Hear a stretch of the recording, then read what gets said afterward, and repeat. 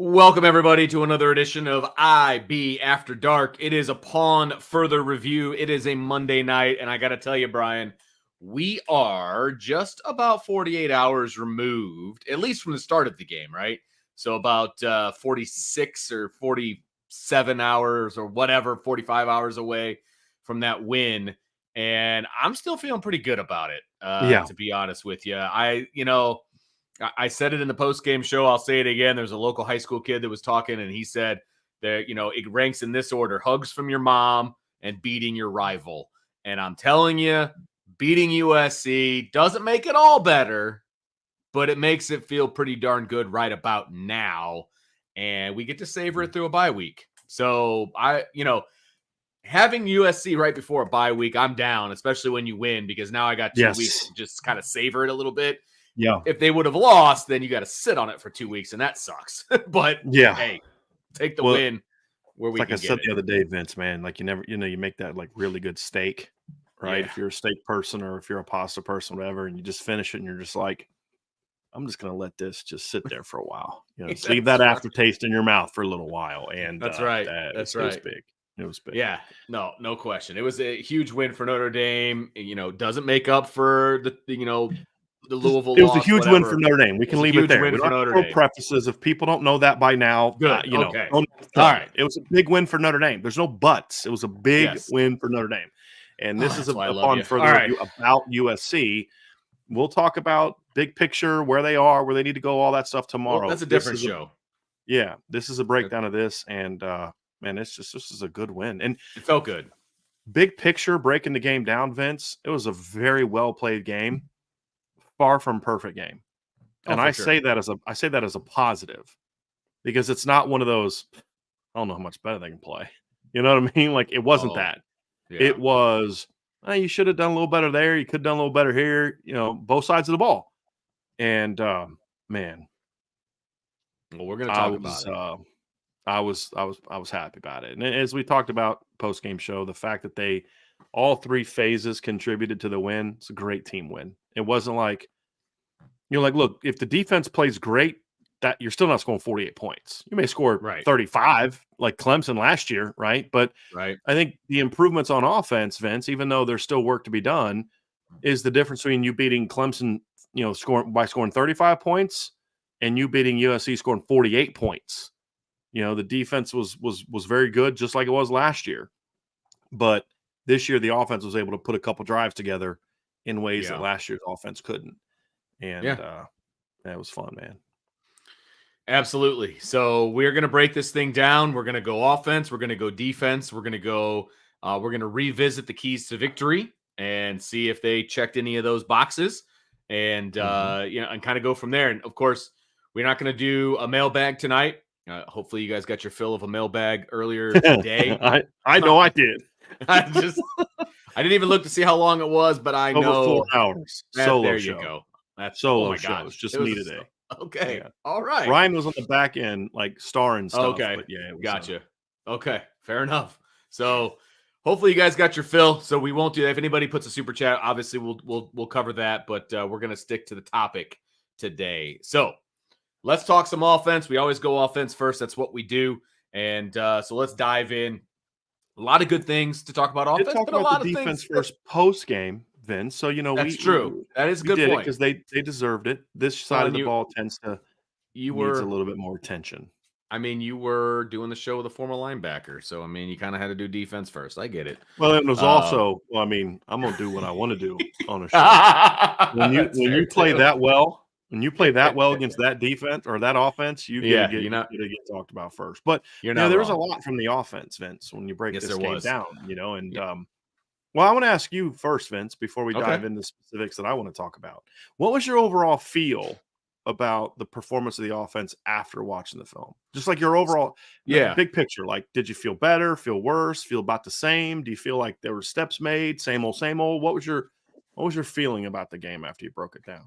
So coming off of the live watching, right, it was like, okay, the offense did what they were supposed to do by scoring with the short field and all of those different things. And believe me, that's big. I mean, scoring when you're supposed to score, right? I mean, that was big, right? And obviously, watching it live was like, oh, they still left a little bit to be desired with some of the 3-and-outs and some of the run game I wasn't sure about. I felt like the offensive line played well, but it was kind of hard to, if they played so well, then how come they couldn't move the ball effectively? That kind of a more thing. So consistently, right? Yeah, exactly. So I went into the post game viewing a little bit like I'm not sure what to expect from the offense, right? So after watching the film, I felt actually better about the offense than I did watching it live. And there's a couple of reasons. Some of the mistakes that were made are so fixable. There was in my opinion, there was some track issues with the running backs. Sometimes they didn't stay on track. Sometimes they couldn't stay on track because an offensive lineman got thrown into their track or a defensive lineman pushed the offensive lineman into their track. So some of that was a bit of an issue. There was some interesting. I would say the offensive line had some assignment issues that I didn't like, and it was only like there was a couple Which times we'll get into that specifically. Yeah, so it was like one guy. It was like one guy. If you do what you're supposed to do, then this play will probably hit. You know what I mean? Yeah. So that was a little bit, but that's so fixable. Right. You know what I mean? And a lot of that stuff we'll get into. Yeah, a lot of that stuff we'll get into. I'll share what I thought, Vince, because I wanted to see what your thoughts were at first. But I'll say this: the pass game was better than I thought, as far as somewhat scheme wise and how the receivers played and some of those things. The run game wasn't as good as I thought it would be scheme wise, but a little bit better O-line wise. And we'll get into more of that. But so run game, not quite as good as I thought. Pass game, a little better than I thought. And at the end of the day, it was one of those things where you felt like they did what they needed to do at the clutch moments. But the big takeaway for me, and we'll talk about this in a few minutes, is there were some missed opportunities in this game that we'll dive into. Man. But we did want to start with the run game overall, Vince. And let's start with the offensive line. Mm-hmm. You had talked about it and go dive into it. As far as the way that the line played, we'll talk a little bit about the backs. But first and foremost, my big takeaway from breaking down the run game is they put too much new stuff in for this game. They got a little too cute. And like they did that play where like Jeremiah Love comes out of a stance and he stays still with his arms and then goes, right? Like it was like this kind of delay trigger. They did like the toss to estimate. It was really like an A-gap run. It's like they ran almost like inside zone or duo with a toss, which I thought was strange. And it wasn't timed really well. Like it was very, very odd. They did like a G scheme with 3 pullers. It was just, it just kind of felt like, what, you guys are overthinking this a little bit run game wise. And so then when you look at that, then you're like, okay, the backs had some missed reads and the O-line had some missed assignments where they weren't on the same page. One example was Rocco Spindler comes off and he's blocking a guy, Vince. And then Blake Fisher, for some reason, comes off and just crashes the guy, knocks him into the A-gap, basically kind of lets him get to the football. Yeah. It's like, what are you doing? There was a time where Rocco kind of comes off and he gives like a little flipper. And you can clearly tell he thinks it wasn't quite a flipper, but it was like that, where he's just kind of getting one arm out. You can clearly tell he thinks he's getting help from Blake Fisher. Yep. And Blake's blocking out, helping the tight end, and the guy just runs free. So I felt like that one specifically, because I've got that one written down here, actually. That one specifically, the reason that one was a problem was because it then forced Audric to go too far to the left, and it knocked him off the track, and therefore it went for pretty much no gain. If he stays on track and they just get a piece of that guy. The front side blocks were decent. Yeah. Right. That's what I'm saying. Like there was a hole there, but Audric had to make him miss in the backfield, and it forced him to the left and then forced him to not go where the play was designed to go. So it's like one guy moves the entire play. And that was a big, was a big issue. It was one block. Now, who was supposed to make it? I don't know. Right. That's fair. I still don't know. It could have been as simple as just Rocco blew it. It could have been as simple as there was a miscommunication. There was a lot of things that it could have been, but the fact is that happened a little too many times. Like the timing wasn't good of the run game. The backs were either getting downhill too quickly or too late. There was the one play they ran a G scheme, and you're pulling your backside tackle with Jeremiah Love. he's getting there way too fast. Yeah. Like, you got to do something. Like, you got to make that like a counter or something. It's just the timing of it all night long wasn't good. I thought they did a decent job of getting movement for the most part when I they agree. could. Yeah. There's a couple times they lost battles, but they were against good players. I thought overall they did a good job of getting movement. There just was always something off all night long with the run game. But when they blocked it well, they drove USC off the ball. I think of that G scheme where they ran down to the 1 yard line on the touchdown after Benjamin Morrison's pick. I mean, that was the best blocked play all night. And the only reason Aldrich didn't score is because it was such a condensed box that eventually they had like a scraping backer and a safety that could kind of get down there. It just got a piece of his shoe. I mean, honestly. Yeah. So, and then the other part, Vince, is I did feel like the short yardage goal line stuff was very good. I mean, they got down to the 2 on the one drive and down to the 1 on the other drive and just said, we need one play. We're punching it in. We don't need to take 3 plays to get this. We're just going to punch it right in. And I felt like, did you feel like on the one that made it 24-3 that USC kind of let them score? I thought they did, because they called the timeout on the play right before. USC called a timeout and there was like, about a minute and a half left. And I kind of felt like they kind of had this, we're not stopping Notre Dame right here at the 1. It's first and goal at the 1. I see what you're saying. Because he went on almost untouched. Yeah. Let's get the ball back and go down and score. And you know what I mean? Like, like, you got to know your defense is not stopping Notre Dame at the 1 yard line. No. Right? Like, I believe it was first down, wasn't it? Let me just check real quick. It was the drive to make it. It was a first down because they were able to get it was the first drive. It was the first play of the drive. And then no, that's a different one. It's the one that wasn't for Benjamin. Okay, it was first and goal. Because the play before was that G scheme we talked about where they went for 13 yards. It got down to the 1. So it was first and goal, minute and a half or ish left. And they just, I really thought it was like the Broncos Packers Super Bowl where they just let it. Because I looked at you and said at the time, like, I think they just let them score. and they, sure enough, they, just kind of waltz into the end zone. It was hard to tell because the last time they were that close to the goal line, it still looked like that, and they didn't let them score. But I kind of felt I felt that was the case. But overall, it was a solid performance from the run game, Vince. They could never get everybody on the same page. The timing, blocking, running, and it was different guys kind of each time. It wasn't like, man, I wish. I'm just saying, like, Rocco would be better, or I wish Pat could be better. Like, that wasn't the situation. Everybody kind of shared in the for the most part, misgivings a little bit. I thought Zeke played a solid game. I thought Alt bounced back with a good game in the run game and pass game. So it was good to see Joe Alt bounce back. Zeke was solid in the game. I thought Pat Coogan had some good moments, and then some moments where it's just like, that dude is just better than he is. I mean, he's going to be limited talent-wise. He's a tough kid, but he's just a little limited at talent-wise. There were a couple of times where they were shifting. They would shift right pre-snap, right? And they did that a bunch. Yeah. When they would just put somebody on Pat's head.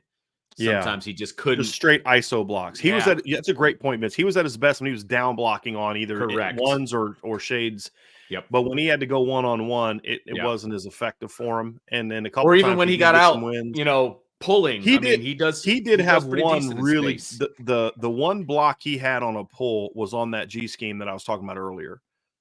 Rocco and Pat both had, it was to the right, so he was the backside puller. He had a really nice second level block. I mean, he didn't crush a guy. You don't need to when you're talking about blocking corners and safeties. Exactly. Right. And I love this fire afterwards. It was their first big run of the game, and he turns around and he's like, I did love that. He's just limited. I mean, that's just the reality. The kid's tough. He's smart. He's just limited. And the other issue, and I can't remember which play it was. It was play number 8 on our thing. Okay. Blake got pushed back, and there was 3 guys that were pulling, and he got pushed back into basically 1.5 of the pullers, and it just disrupted the timing of that play, and therefore the last 2 pullers didn't get around, or they had to change their path, so they didn't get around. So that's the issue you have when you're pulling that many guys. Where Jeremiah Love got there too quick. Right. And it was partly because those pullers got off track because Blake got pushed so far back they had to change and it took them longer to get there. So it's kind of a combination of things. Yeah. And therefore Jeremiah got tackled, I think, for a no gain. It was So it ended up being a +4 because was it? he Okay. just put his foot in the ground and Yeah. went because So he's really good. yeah. The +4 so was more about him than it was. if you're going to pull that many guys, which I don't necessarily have a problem with, you can't get pushed back when you're down blocking. You can't, because it disrupts everything. Yeah, I agree. And Vince, that's kind of been an issue that you and I talked a little bit about beforehand. You know, Blake has had a couple really good games this year. Yeah. But I mean, he was very good against Ohio State. The disappointing thing is he hasn't built on it. I thought he was probably their least effective lineman in the game. Yeah, I would argue agree. on a consistent basis. Run game. I thought he was pretty good in the pass game. Sure. Yeah. I thought the linemen were good in the pass game. They kept Sam clean in the pass game. There was no reason for Sam to bail. I mean, he was able to make the throws I think that he wanted to make or that he was asked to make, depending on your opinion on that. But there was not a lot of pressure. He wasn't having to deal with a bunch of pressure. I don't know what Pro Football Focus ended up saying for pressures or whatever, but I don't think Sam was under a whole lot of pressure in this game. So I was actually pretty happy on that one. Pro Football Focus. Well, do you know who Notre Dame's second lowest graded player on the team was? I mean, I do, but it was Javante Jean-Baptiste. Fourth lowest was Riley Mills. That was a joke. Those guys are so terrible. 15th best defensive player for Notre Dame was J.D. Bertrand. Yeah, like so really, stupid. Come on, man. Like, come on. But play again to see. Oh, did you find it? I'm trying to find that run play again. Yeah, and they ran it from pistol. 8. Yeah, they ran it from pistol. So he just got down there real too fast. You've got to run that one from backside. You've got to have him lined up backside. That's what I thought. And just following those guys. Yes, pistol. Yeah. Well, it just the timing of it needs it. Right. That kid is going to get there way too fast out of pistol. Like, and then the only way to not get him there slower is to just tell him, dude, walk. Right. He's just too fast. Him and Janarian Price can't run that play from pistol if you're going to bring a third guy. Right. So there's just some of that stuff. Yeah, I was disappointed in Blake, just like you said. I mean, he was average, but average isn't good enough. Like, if I didn't know who he was, I'd be like, okay, well, he was okay, and he kind of did his thing, and he had some good plays and some not so good plays and whatever. But it's like my dad always used to say to me, is like, I kind of expect more from you. You know what I mean? It's like, all right, Dad, that way to rub it in. But like, I expect more. And maybe that's unfair. I don't know, but I expect more. No, it's not unfair. I mean, he's second-year starter and started some as a true freshman. So, yeah, I just expected more from him. Yeah. Let's dive into the pass game, buddy. Yes, this is a very interesting one because I agree with you on the look back, because I kind of focus on the box when we're up in the press box. And I didn't realize kind of what came to fruition on the back end from the receiver standpoint and, versus these USC defensive backs and kind of what was open, what wasn't open.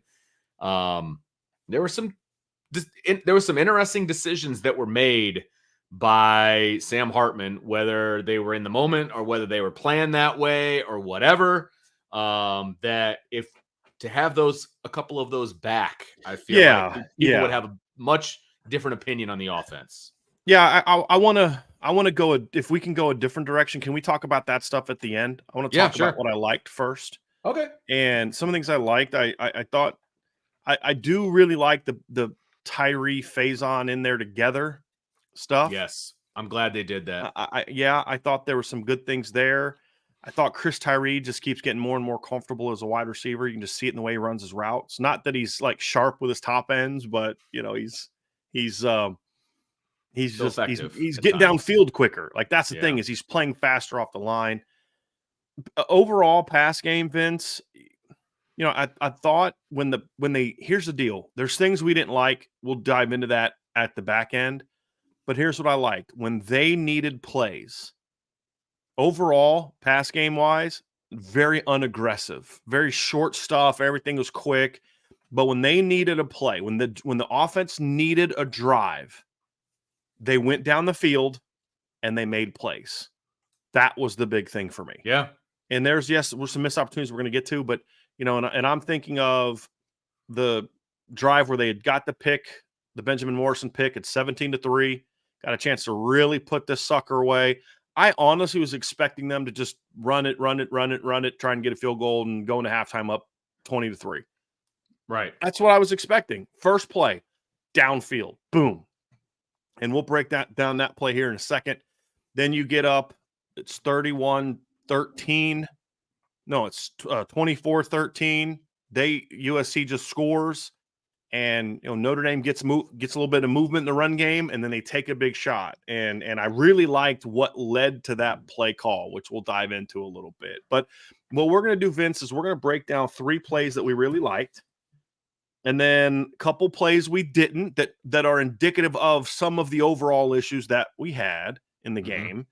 And just some of the missed opportunities that we saw in the past game. So let's first start, Vince, and we're going to have some visuals for you tonight.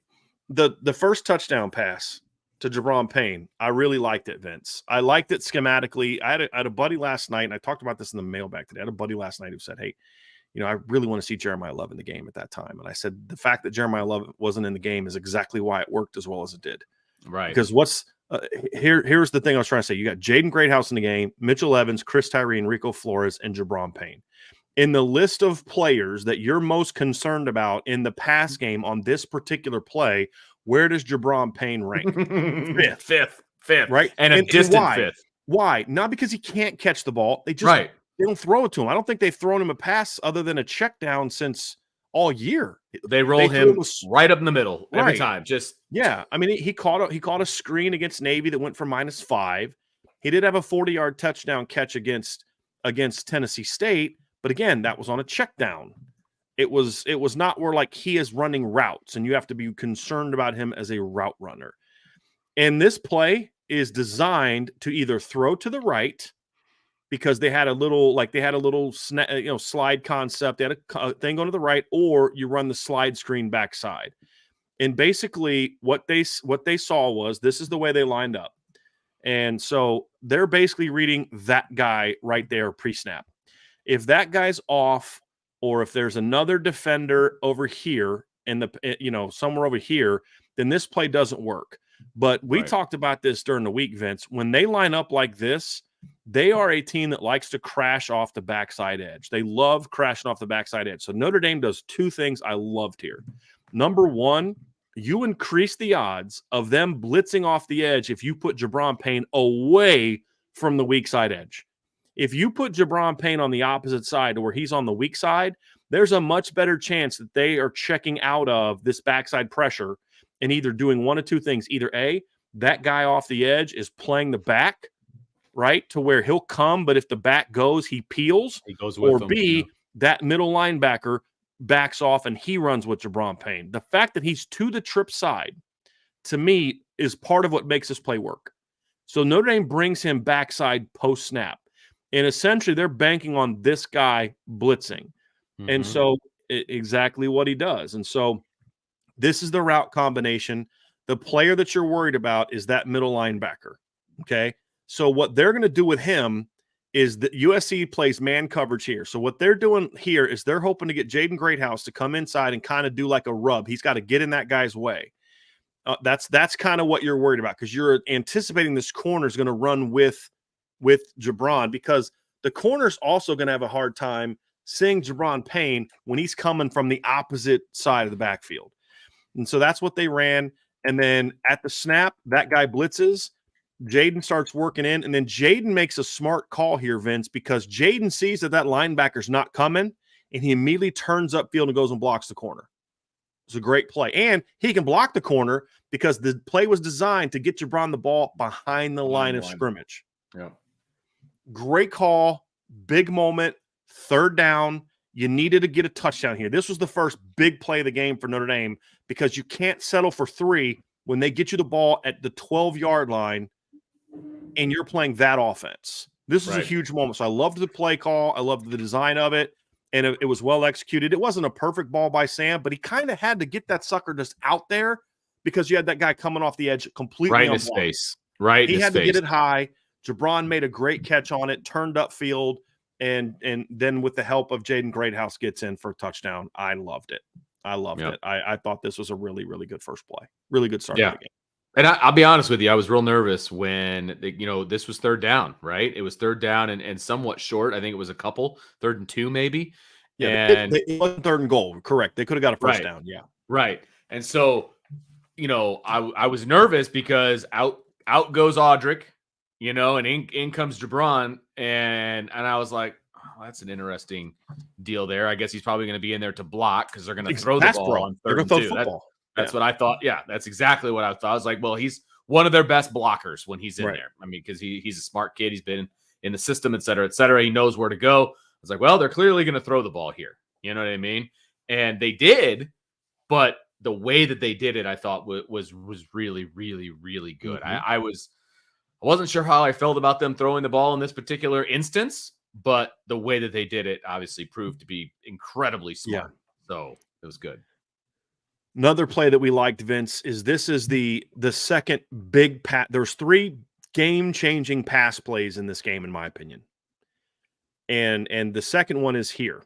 This is right after Benjamin Morrison's interception. Yep.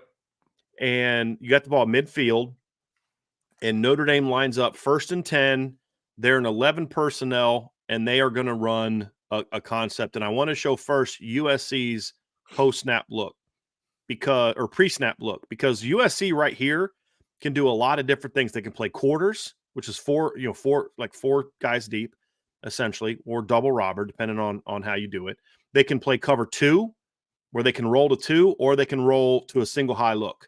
Either safety, either this guy or that guy can rob down against either look. And so you don't really know what they're going to do if you're Sam Hartman. And so pre-snap, he sees, to me, Vince, I think he makes the right decision pre-snap. He's got a 2x2 route combination. The back is running a check. You look to your left, you've got 3-on-2 and an inside backer. You to the right, you've got 2-on-2 with an inside backer. So the numbers, to me, make better sense going up top to the field, to the boundary. Okay. So these are the route combinations that Notre Dame has called. You've got double ends. As you can see, Jaden Greathouse takes a different look. It's basically going to turn into an ISO. And you have a go out cut to the boundary. Now, based on the numbers, 1 of 2 things is going to hit on this, Vince. And your read on this particular play is a combination of the corner and the safety. Yeah. Okay. And the corner is going to be, I believe, the initial read, because you're going to read him for, is he squatting or is he sinking? Is he your flat player? Yeah. Bingo. Go ahead and explain it, Vince. Go ahead. Yeah. So the guy at the top, if you want to put your cursor, is the top of the screen, is the corner that we're talking about, right? And he's the guy that you're initially reading. So you watch his feet. Is he going to stay right where he is, maybe even get a little bit wider, and he's got that flat responsibility? Or is he immediately getting into his pedal, so he's got deep responsibility? Right. So that would be either a cover 3 or a cover 4 based on what the other safeties were doing. But you're just worried about or man. Yeah, that's true. With the go, right? That's true, because I mean, Rico just goes. Like, there wasn't, if I remember correctly, there was no kind of, it was just a straight go. So and it's good because he's guys off you 6-7 yards, eat up his cushion. If the guy squats, then your read immediately goes to the safety for the cover 2 hole. Right. If the guy bails, you've got leverage. So Mitchell has this guy leveraged right here. Correct. So now the outlet's there. Right. Just now the outlet's there. You bang a 5-yard out. Mitchell catches it, goes out of bounds, or catches it, gets upfield for 7-8 yard gain. You've got something there. So that's why that was the proper pre-snap read. You've got numbers. You've got 3/2, or you got 3/2 or 4/2, essentially. Right. Mm-hmm. And so, good pre-snap read. He goes to the right side. Now, that's the secondary read. That's going to be the guy that he ends up looking at to make his read. That's what happens post-snap, to your point, Vince. So you had basically man coverage down to the bottom. Safety's eyeing Chris Tyree. Corner takes Jaden Greathouse down there, okay? So that ends up what's happening. And then essentially at the snap, Sam looks at the safety, and he sees the safety has turned his back to the sideline. He has opened up to the field. So at that minute, as soon as he does this, Sam takes it. As soon as Rico clears the corner, pops it right in that cover 2 hole throw. Great pre-snap read, quick post-snap read, threw outside with confidence. Rico did a nice job of not getting too wide. He did get a little wide, but not too wide where he gets ridden out of bounds.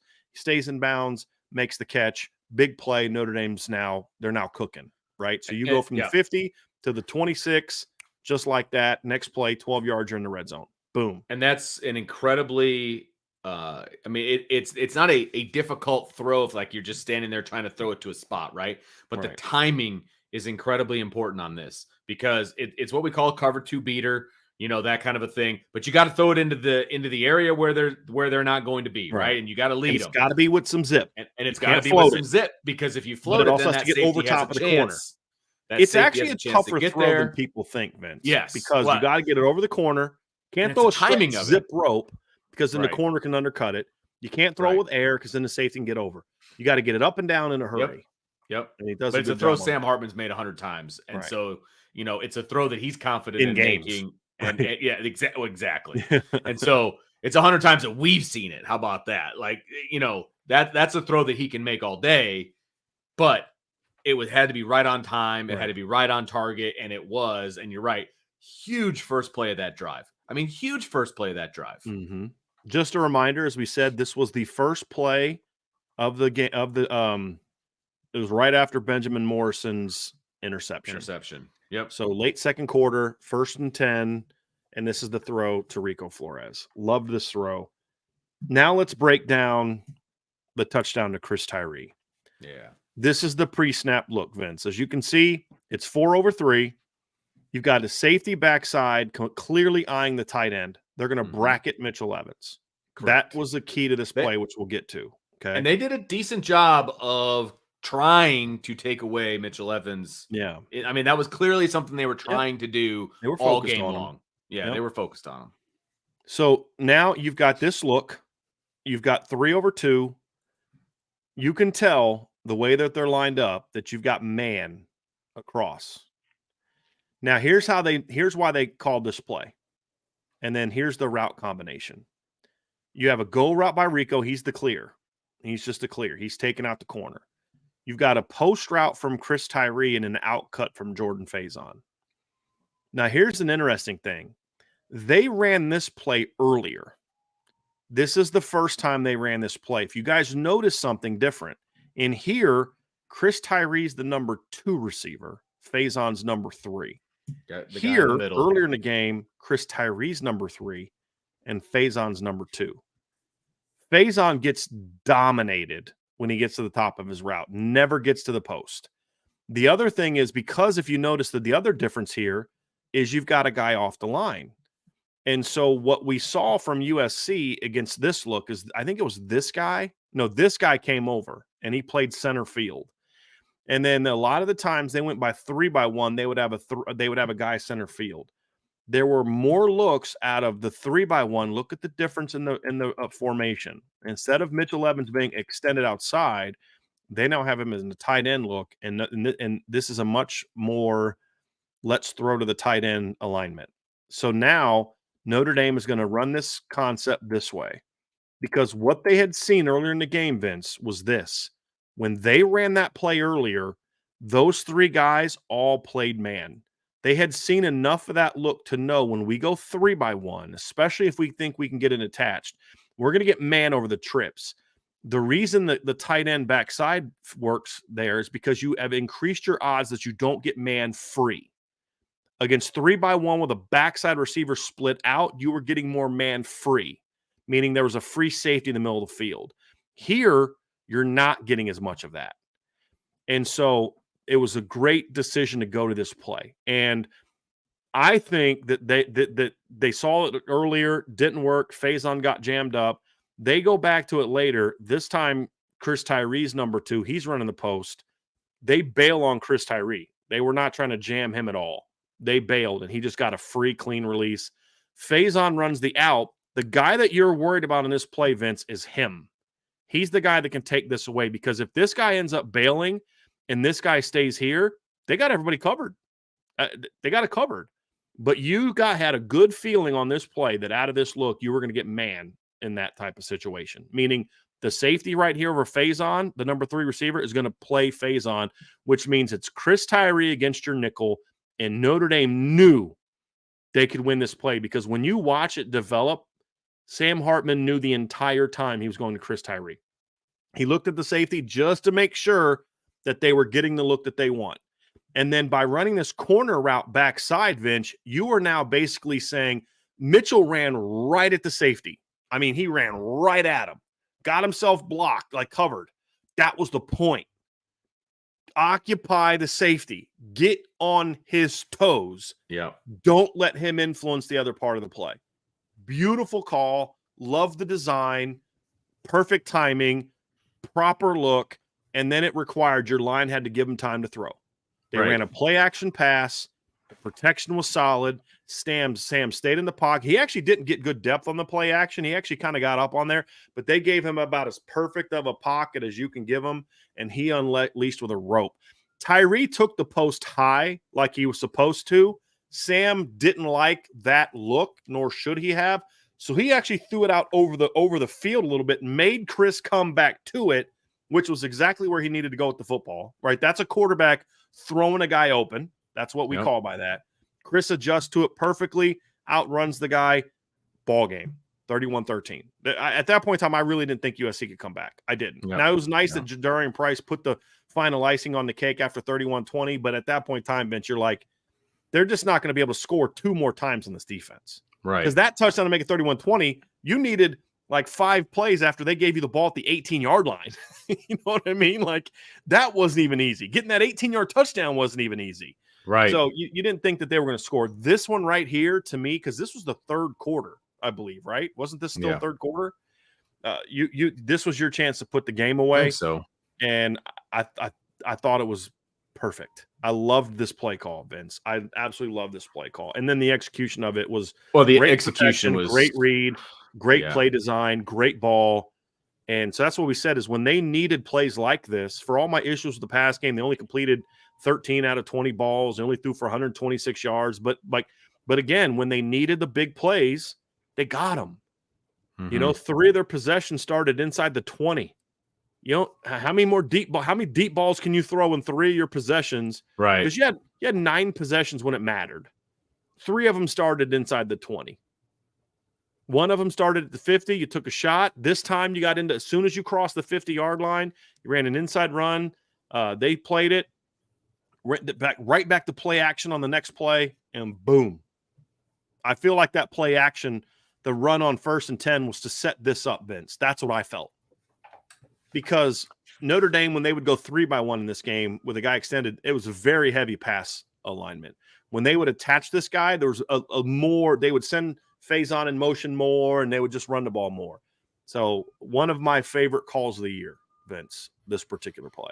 When it just, like you said, it was, you know, when you lay in bed at night and you're thinking of play designs and the perfect defense to run it against, like, this is what you think about, to be honest with you.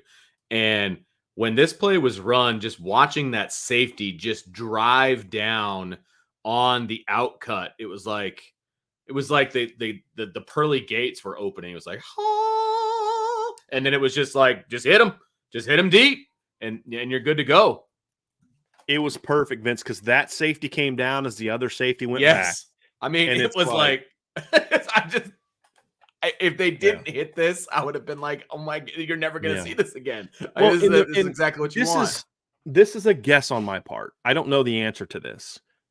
But I believe the way that they were playing Faison is they were trying to jam him up more. Sure. And just reroute more. Yeah. They seem to be more concerned with Chris Tyree running by them. And here's why I think that's the case. Vince, you and I have talked about this.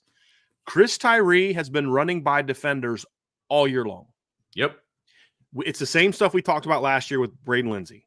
And the ball's just not coming there enough. Okay? He did it last week against Louisville. He didn't make the catch. I love that they went back in this. But the fact is, the reason that matters is because when you watch USC defend him, they were not trying to press Chris Tyree as much as they were Jordan Faison. They were, don't let him run by you. Mm-hmm. So if you see that, it makes so much sense. This may not seem like a major thing, but it would make so much sense if I'm on the booth. And the reason I think this is because this is what I would have done as a coach. If I'm Jared Parker or I'm Chancey Stuckey, whoever sees it, I'm like, listen, when Chris is out there, they're bailing. When when Jordan's out there, they're trying to reroute him because he's a skinny freshman, right? And he's more quick than fast, and everything he's done is kind of, that game's kind of quick stuff and things like that. Yep. So Quick let's twitch, switch them. yeah. Let's just switch them, guys. Same concept. Let's switch them. And then, Parker's probably the one that saw, hey, look, we need to attach Mitch backside in this look off play action because we're going to get that safety down. But I think they saw that. I think they saw that they're going to sink on Chris more than they're sinking on Jordan. And that opened it up, man. And then they jumped Jordan, and then Chris gets that. I mean, if Chris Tyree gets a clean release off of you, you're not going to catch him, especially a nickel or a safety. There's no way. There's no way a guy can get in his back pedal, twist his hips, and run with Chris Tyree as Chris Tyree is in a straight line speed situation. Yeah. It's just not going to happen. Yeah. And there are very few defensive backs that would be able to do that, and USC doesn't have one of those. So that's Yep. So I love this play. Absolutely love this play, Vince. Yeah. And it said this is the look that we saw earlier. Let's talk about a couple of the missed opportunities in this game. And one of the comments that we got from Andre Tonsel, and it's a fair comment. He says, "Aren't there always going to be missed opportunities in this game?" Yes, but that as coaches, you don't just accept that. You still break them down and show how you got to get them better. But to me, a lot of the missed opportunities are sort of examples of why this pass game just hasn't been able to get going. You've got to hit some of these plays. You've got to take some of these opportunities. And the missed opportunities that we're going to point to are all about you had guys outside that you're just not looking at. So some of the missed opportunities, like, Mitchell Evans not running to the sticks on third down. Mitchell Evans dropping another ball on third down, right? Like those are missed opportunities. That's kind of, you can point to those and they happen and you just got to do a better job next time. But the two that we're going to talk about are examples of, if you don't correct this, better defenses are going to shut you down, as we've seen. So this is an example of Notre Dame running a concept that they've run a lot this year. It's high-low concepts. Yep. This wasn't a pure mesh. It's more of a high-low. And it's sort of a triangle, and you guys can kind of see. Triangle concept, right? Boom, boom, boom.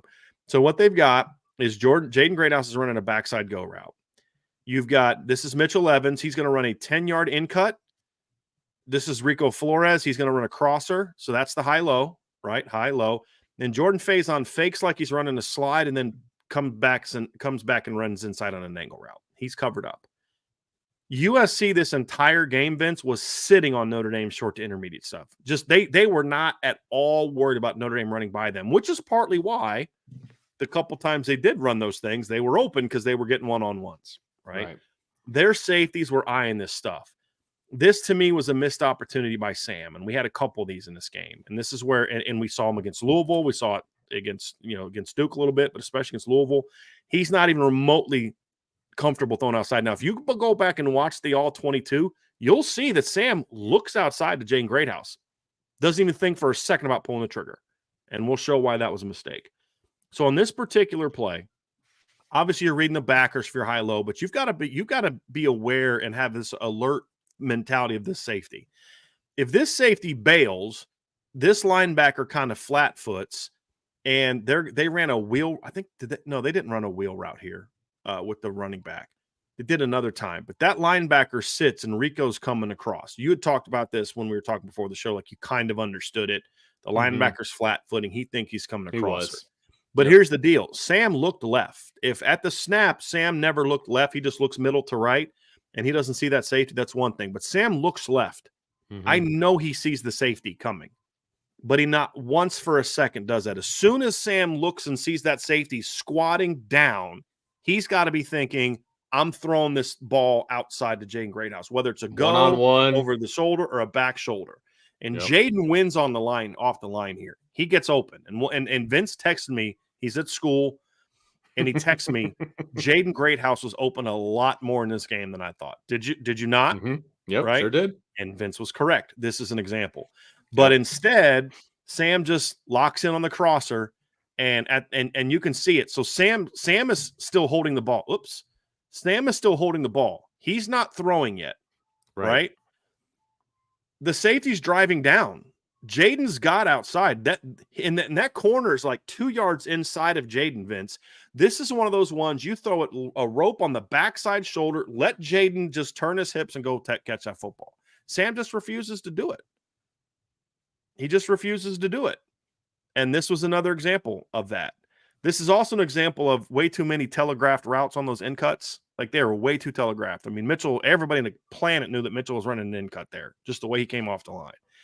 So this, to me, Vince, is just an example of you're just not reading it out. Just not reading it out. And we saw way too much of this on Saturday. Right. Yep. Because he ends up in case anybody doesn't remember, he ends up going to Rico here. In about a quarter of a second, Sam is going to start to get in his throwing motion because he sees Rico coming behind that linebacker, and he thinks he's going to hit him in this open spot. But he's not taking into account that safety, who, as you can see in this picture, is clearly driving down right now. If he looks at that safety and he's driving down, I can't hit Rico here because Rico's going to die if I hit him. Now, here's something that people can make mistakes on when they're breaking down film like this. They can say, well, that guy was sinking, and once he saw Sam start to throw, then he drove. Fair. That's not what happened here. Right. That guy, that's his first step downhill. Right. Even if he was backpedaling up to that point, he still is not helping you outside. He's not. That's still the throw. He's lucky that all that happened was Rico got drilled. Right. Because Caleb Williams made a similar type of mistake later. And he got picked off. Yeah, exactly. Now, it was from the backside safety, but that's still different deal. So that was a missed opportunity, and it's an example of we're seeing this too much with him. Here's another example. Okay. They're reading to the left. So they've got this route concept here. This is their mesh. So you've got your tight end right here. Holden Stace is running. This is middle option route. Mitchell Evans is running across. And then I think this is Jaden Greathouse is running across. And Notre Dame has an outcut to the field. And all game, Vince, USC, they were slow pedaling all night. They were flat footing all night against everybody not named Chris Tyree in the slot, because they knew an in cut, a cross, or an option is coming. They knew. That's Notre Dame runs that a million times. They were squatting on it. And at the snap, you've got a one-on-one outside. And so, to me, Sam's got to look there. Like, they're running this option. Look at all this here. You're got one safety like less than 7 yards off the ball. The other safety's 8 yards off the ball. Guys, your mesh stuff's not going to be there. Sam's got to have that awareness and say, I'm looking to the field, because one of two things happens. If they roll to cover two, then he just goes and he runs outside, and you got the cover two hole throw. If he plays press man, you can either convert it or run an out cut. And in this case, they do off man. And they were doing that a lot. They were, to the field. They would just kind of bail to the field. Teams don't run a lot of press man to the field. And so if Sam reads this one-on-one, Vince, and he goes to Tobias, look how open he is. Yeah, exactly. Can you explain to people why people don't run press man to the field very much? Well, it's just there's so much room to work. Exactly. And like if Tobias is running a go route here, he's got this whole, like, he was lined up like he's got this whole side. You just kind of run a fade and you just throw that sucker out there to the sideline and let him go run underneath it. There's just so much ground to cover. Yep. You run a lot of press man to the short side because you also have the sideline as help. Right. And it's a shorter throw, different throwing angles. All exactly. All of that. So I just want to throw that in there because you had mentioned it. Yeah. Good. So, like, again, look, guys, look at that. I mean, if that ball comes out on time, Tobias is catching that right now. You make one guy miss, first down. At the very least, you got a first down. Right, at the very least. If you make one guy miss, it's a touchdown. But nobody is paying attention to what's happening over here to the field side. Right. Look at every single guy in a white shirt. Yeah. They are all I realize he's throwing right now. This guy right here could have got underneath that throw, but he never dropped. He never did. Right. And so there's too much stuff like this where they're just not looking even outside, Vince. They're just not even looking outside. And Notre Dame in this game threw 4 balls 20 yards or more. One of them went to an outside receiver. One of them. You threw the wide fade to Jordan Faison. I believe the corner route to Mitchell Levens was close to that. And you had the post to Tyree, and the only one that I remember them throwing is the cover 2 hole throw into the boundary to Rico Flores. The other thing, too, is the second part of the problem here. Sam is just not looking to the field hardly at all, especially the field outside receivers. He hardly ever looks at them. And a lot of the routes are just – they're just designed to where the outside guys are just running clears. Like there was one time they had Tobias run like a 25-yard in cut. Like he's just clearing the guy out. Like you could just tell he knew he wasn't even an option.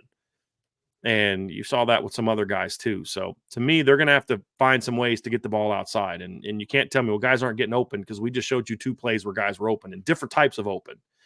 Right. And they need to go to this stuff. And Tobias ran a good route. He comes off quick. Guys bailing, thinking go route, because they run a million go routes. And then he snaps it off and he's wide open.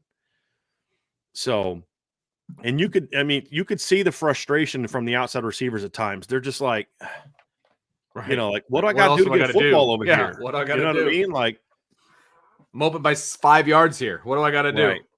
You know? So those are a couple of the things, Vince, when you break the game down, there's some things I really liked. And again, that's another example of scheme-wise, you just schemed a guy open. Mm-hmm. The Jaden Gray, hey, you got a pretty talented player. Like, here's that. He has been your most reliable receiver this year, Jaden Greathouse. When he's healthy, he's been your most reliable receiver. Tyree's been your big play guy. Jaden's been your reliable guy. You move him. Why move him outside if you're never going to throw him the football? Like, I don't have a problem with them moving him outside at all. I mean, you can't have him, Tyree, and Faison all playing the slot. You need somebody to go outside. You got Jaden Thomas isn't 100%, so he can't play. Deion Colsey's hurt. You've clearly lost faith in Tobias Merriweather, and you've pretty much given up on him. He goes out there and plays 10, 15 snaps, and it's just like, go block or run a guy off. You're not actually going to get the football, you know? Mm-hmm. So it's like, so why move Jaden Greathouse outside if you're not going to throw him the football? There were several times he was open in cuts where if Sam just, like, what was the one, Vince, where it was inside the 35, and Sam looks left, and if he sees the coverage flying out, if he's got to know, I'm coming backside of that comeback, that in cut to Greathouse, but he has no confidence that route's going to be open. None. Right. But it was. And so the receivers I thought were open a lot more than, and I thought that at the time, you and I talked about this. Yeah, we did. Went back and watched the film, and it's like, there were opportunities there. Because you remember we were up top on that third down throw to Greathouse. And I looked at you, and I was like, look, watch this. And they showed the replay, and you're like, oh my gosh, like, you got to throw that ball, man. You know, and if they can use this bye week to get Sam and the outside receivers on the same page and get some stuff they like, I don't know how you stop this offense. If he starts getting back, because he threw the outside all the time at Wake Forest. All the time. It's either A, he's not comfortable with these guys, no confidence in these guys, or B, they're not designing plays and giving him the reads to where that's an option. That may be, hey, look, this is a clear. Because you know this, Vince. Sometimes you'll call plays, and it's like, that's a clear. We don't throw to him unless it's cover 0. You know? So it must be a lot of that. But they've got to get Sam getting the ball outside. Whether it's Sam not making the reads, whether he's lost confidence, whether it's not part of the read. I don't know the answer to that. I don't. I'd have to be in the booth. I'd have to have them tell me what the plays are and what they're instructing and teaching and all that. But what I'm saying is the 6th-year starting quarterback at Notre Dame doesn't look outside at all. Yeah. I've got to think that's part of the design. Got to hear that. So, but again, that's the negative part. But, man, there was a lot of stuff that we saw that we liked as well from the past game. And, and the thing is, like, if you see that, like, look, you got to feel good about that if you're a coach, because you can say, hey, look, man, we had some guys open. You know, let's come back to some of this stuff. Let's start feeding these outside guys here in this bye week and start getting Sam and those guys on the same page. Because if he starts throwing some of those balls and they catch 75% of them, this offense is going to be cooking, buddy. Because what happens in that look? Let's go back to that look we were just showing, right? Let's go back to this look real quick. So right now, if you're USC and Notre Dame lines up like this, you pretty much know right now that guy down at the bottom is not touching the football. And so this guy can creep inside, play the run, eye the tight end, bracket, because they were doing a lot of stuff where this guy would run vertical and he's eyeing the backside of the tight end, and this guy is playing the tight end front side or over top, and they're bracketing Mitchell Evans with these three guys in some capacity, right? And they're just one-on-one outside. If all of a sudden you bang a couple 15-yard out cuts, hit a go or two out here, and all of a sudden, what's this guy got to do, Vince? This guy's got to soften up a little bit. Well, Yep. what's that mean over here? Box is a little softer. Right. That's why that stuff matters, man. Yep. So, so that's what we saw.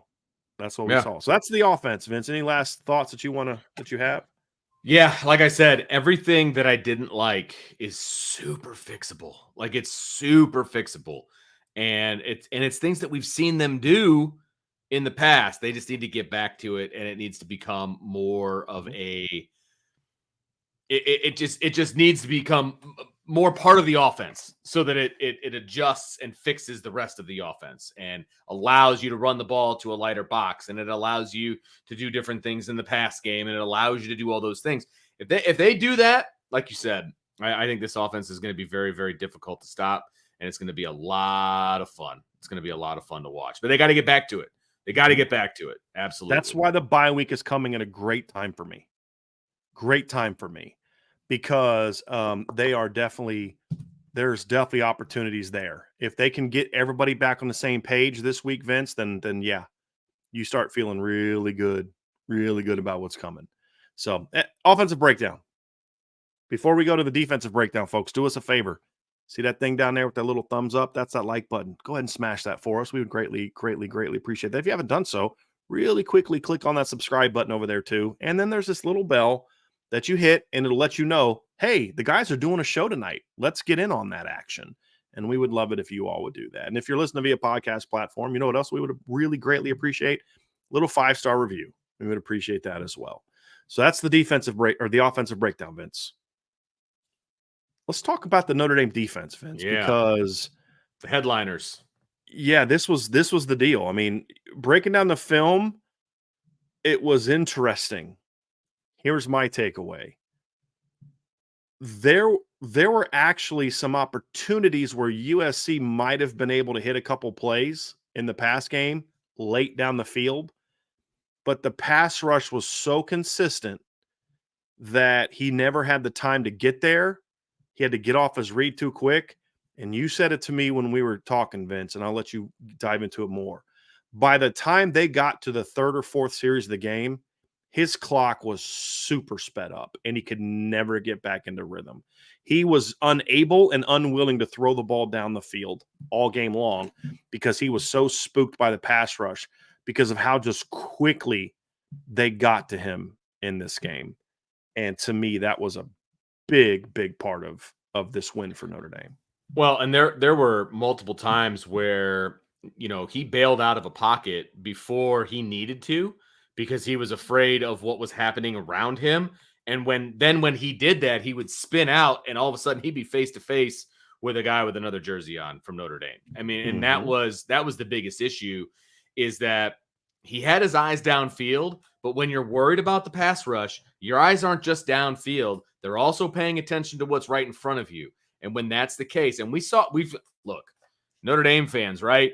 We've seen that be the case for Notre Dame quarterbacks an awful lot over the last few years, okay? And that was the case with Caleb Williams on Saturday night. He was paying a heck of a lot more attention to the guys in front of him than the guys that were running routes beyond the front, right? Because Notre Dame was putting that kind of pressure on him. And then, of course, when he threw the interceptions, not only was he seeing things that weren't there, but he was also throwing off his back foot, just trying to make a play, changing his arm angle, doing all of these different things that just made him ineffective, and Notre Dame made him pay for it because they were off schedule throws, and then Notre Dame was able to pick them off. And so, he was, quote, seeing ghosts, but he was also really focused on the pass rush. And when that's the case, man, that you've got this kid beat. Whenever a quarterback is paying more attention to the pass rush than he is to what he wants to do down the field, that's when you know that you've got him where you want him. You've got him rattled. They are bringing pressures from different angles. Man, it was a master class on how to rattle a really good quarterback, frankly. Yeah. And it also says, Vince, it also says this is why it's good to turn your defensive line loose. Because there were some missed opportunities. There were some missed coverages mistakes by Notre Dame. And I'm gonna pull up the first, because you and I talked about this post-game show, how the guy was open. And I think this is the first interception. Okay. You guys to look at the tight end. He is wide open. He ran right by. I think it was a mistake by Marist because DJ Brown looked like he was coming on a blitz, but then he peeled off to the back, which is what I think he's supposed to do. It looked like Marist also ran with the back, and he let the tight end run right past him. So there was some sort of coverage miscommunication between Marist and DJ. I don't want to definitely say my opinion was it was Marist that made the mistake. It might have been DJ. It might have been somebody else. There was clearly a blown coverage situation here. But why does this play get made? There's a wide open receiver. If he catches that ball, it's him and Xavier Watts in space. That's it. Yep. Look, guys, both corners have their backs turned to the wide receivers, locking them down. They're playing man. I mean, yeah, right. Of course they are. Thomas Harper has his guy. The tight end, if Xavier Watts misses this tackle, this guy's going to run for at least another 20, 30 yards if he doesn't score. Sure. Why does this turn into an intercept? This is a game-changing play. Why does it happen? Look at that. He's on it. He's throwing on his heels. He's got Javonte Jean-Baptiste in his face. If he steps into this throw, he's getting destroyed. He's out of the game. Correct. Javonte Jean-Baptiste would have crushed him. Correct. You know what I mean? He has to make this throw, sidearms it. He tries to go this way. Ball sails on him, and Xavier Watts picks it off. So 100% coverage-wise, there was a mistake here. Notre Dame made a mistake, but you turned your line loose. And here's what happened. So if you look at this, you see this is J.D. Bertrand right here. So what happened was, Vince, they did a really quick edge twist or edge stunt where Devontae was wide, and at the snap, he just slanted right inside of the right tackle, and J.D. came off perfectly right around him, and the right tackle froze. And Javonte just beat him inside. Like he barely got a hand on him, but Javonte smoked him inside. Just that split second is all Javonte needed to beat that guy. And now he's in Caleb's face. This is a 6'6" kid with crazy long arms. Caleb has no chance to get off a clean throw here. This is why you let your defense attack. And then look up here, right? See that right there? That's the feet of the official. That's the line of scrimmage. Look how deep the Notre Dame defensive guys are. This is the line of scrimmage right here. They are getting penetration. He has got to throw on his back foot, and that is why this play works. Even though there's a guy wide open, that's why this play works, because of the pressure. And, Vince, this was a big key all game long. All game long. It was a huge part of this game. And as a defensive coordinator or somebody that just enjoys defense, right? Can you throw that picture back up, or is that possible? Mm-hmm. The one thing that you love to see. I trashed it. Sorry, man. So it's no big deal. So I'm kidding. I'm joking. Okay. Like, why would I trash it all of a sudden? Sorry. Well, I don't know. Right. You can't see my cursor. So the right and the right side of the offensive line, right? You can see their numbers on their chest. Okay. Yeah. Because they're turned around because they messed up. Okay. Yes. And so if the quarterback can look you in the eye as an offensive lineman, that's a major problem. And that happened so many times in this game because offensive linemen were letting Notre Dame loose because of what they were doing, or they were just getting beat flat out. And I mean, both of those guys have completely done a 180 and are running back towards the quarterback because they know that they screwed up. You know what I mean? Mm-hmm. Like, that is I remember I was new on a staff at one of the high schools where I was coaching, and the head coach had like his background of his computer, and it was because his son was the quarterback, and it was a great shot of him just throwing the ball. You know, he's like mid throw or whatever, and the shot is taken behind the offense, right? 4 out of the 5 linemen are facing the camera, and I'm like, that's not good, coach. Like, that's not a great picture. I realize it's a great picture of your kid. That is not a great picture because your offensive linemen are all turned around chasing the quarterback. And he just started laughing. He's like, I didn't even notice that. And I was like, well, maybe that's part of the problem. But that's what you love to see. If you're playing defense, that's what you want to see. You want to see those offensive linemen just turn the wrong direction saying, oh no, I just got my quarterback killed. And so that's the first thing that I noticed on this still shot that you show is those two guys running back towards Caleb Williams. That's a great shot right there. So that's a play that I liked from this game, Vince. Here's another one that I want to talk about too, is the second interception, because I thought that was a really impressive play. So the second interception here, I'm not going to necessarily break it down a little bit. I like the call, but it was also just a heck of a play by Xavier Watts. I really liked the call, actually. So this particular play, Vince, this is the second interception from Xavier Watts. So you've got press man here by Benjamin Morrison down here. He comes on a corner fire. And so immediately, so what Notre Dame does is, you see how Josh Burnham is out wide here? So Josh Burnham's wide, like he's going to edge rush. So what they did is they brought Burnham inside on a power rush, and they brought Benjamin right off the edge. Two good things happen here. Number one, Benjamin runs right past the blocker. And so Caleb's already panicking. And then he can't step into the pocket because Burnham, I think he was on the guard. I thought he slammed inside the guard. He drives the guard back into the line of back, and Caleb's got nowhere to go. So that's why Caleb kind of throws off of his back foot on this one too, because he thinks he's going to scramble, and then that gets knocked back to him, and then he tries to throw this ball. Xavier Watts intercepts it. Do you guys see where Xavier Watts is on this play? He's right here. So Xavier actually made an incredibly athletic play. So Xavier, because they're bringing in corner fire, he's got to cover this guy, the receiver. And so he starts to drop, and then that guy runs across, and Xavier sees it and just drives on it and beats him across the field. And the interesting thing is, the receiver, Vince, made a mistake as well. He's running across, and as Caleb starts to throw, the receiver then climbs because he saw JD Bertrand. Because if Xavier doesn't pick it off, JD might have the way that he threw it. You know what I mean? If the receiver stayed. So they high load it, but Xavier's ability to close on the football on this play was phenomenal. Phenomenal. But the receiver also made a mistake, and Notre Dame made him pay for it. Because when Xavier's coming down on that guy, Xavier probably breaks up the pass if Caleb tries to throw it there. He was not open. Probably a broken up pass. Maybe JD picks it off. But as soon as the receiver climbs, Xavier was reading through the receiver to the quarterback. Once Caleb goes here, Xavier just runs right past the receiver who climbs and just picks it off and takes it back. So you had Benjamin making a great pass rush, Burnham bullying a guard into the backfield, and once again, Caleb Williams is rattled and rushes a throw and makes a mistake and rushes a throw. It just happened, Vince, all game long. I mean, it was literally just all game long. They had this kid completely shook.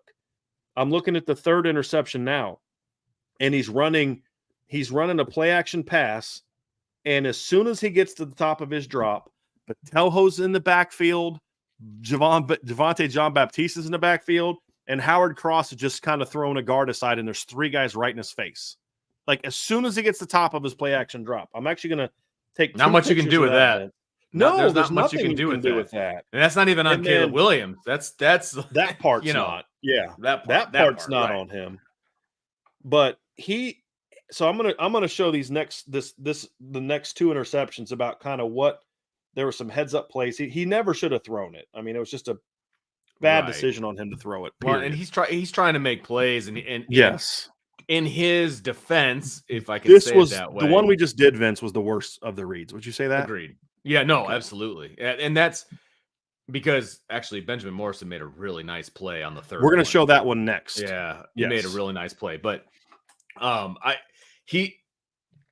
Williams won the Heisman Trophy for a reason, because he goes off script and he makes plays when there's no plays to be made, right? So he's used to doing that. Mm-hmm. This Notre Dame made him pay for it. I mean, that's the difference. Right.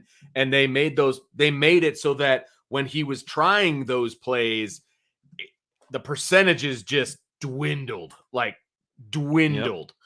And Notre Dame capitalized on it. I mean, that was the difference in this game. Here's the third interception of the game, Vince. Yeah, okay. And you see this right here. Patelho beat his guy inside.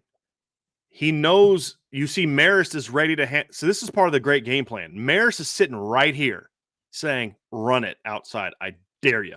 Right. Javonte has outside contain here. So this is part of the pressure. You bring Jordan inside, Marist steps up outside in case he gets outside the pocket, right? And then Javonte, he's got, this is literally, folks, if you go back and watch the play, this is the third interception. So it was about 2.5 minutes left in the second quarter. He's got, gets the top of his drop, and immediately there's 3 guys right in his face. Then he takes off running. And you can see the coverage is pretty decent, but Clarence Lewis is initially beat on that play. Yep. When Caleb sees it. Now you get to the second part. Here's why he's trying to make that throw. This is actually a throw he makes all the time. Mm-hmm. And Clarence is playing on the upfield shoulder. So he might complete this ball, maybe, if he can throw and lead it. But the problem is the reason Clarence is kind of playing where he's playing is because you've got somebody else kind of in front of him. He never sees Benjamin Morrison. Nope. And this was a great heads-up play by Benjamin because right now, if Caleb throws a rope and Benjamin just stays on his guy, it might be an incomplete pass. Maybe he completes it. But you guys can see Benjamin's up here on the sideline. But as soon as he comes here, Benjamin saw his eyes and immediately found that route, looked it up, and picks it off. Mm-hmm. So it was pressure. Great play. And once you get that guy's eyes starting to look down, Vince, he's not going to have the peripheral he normally has.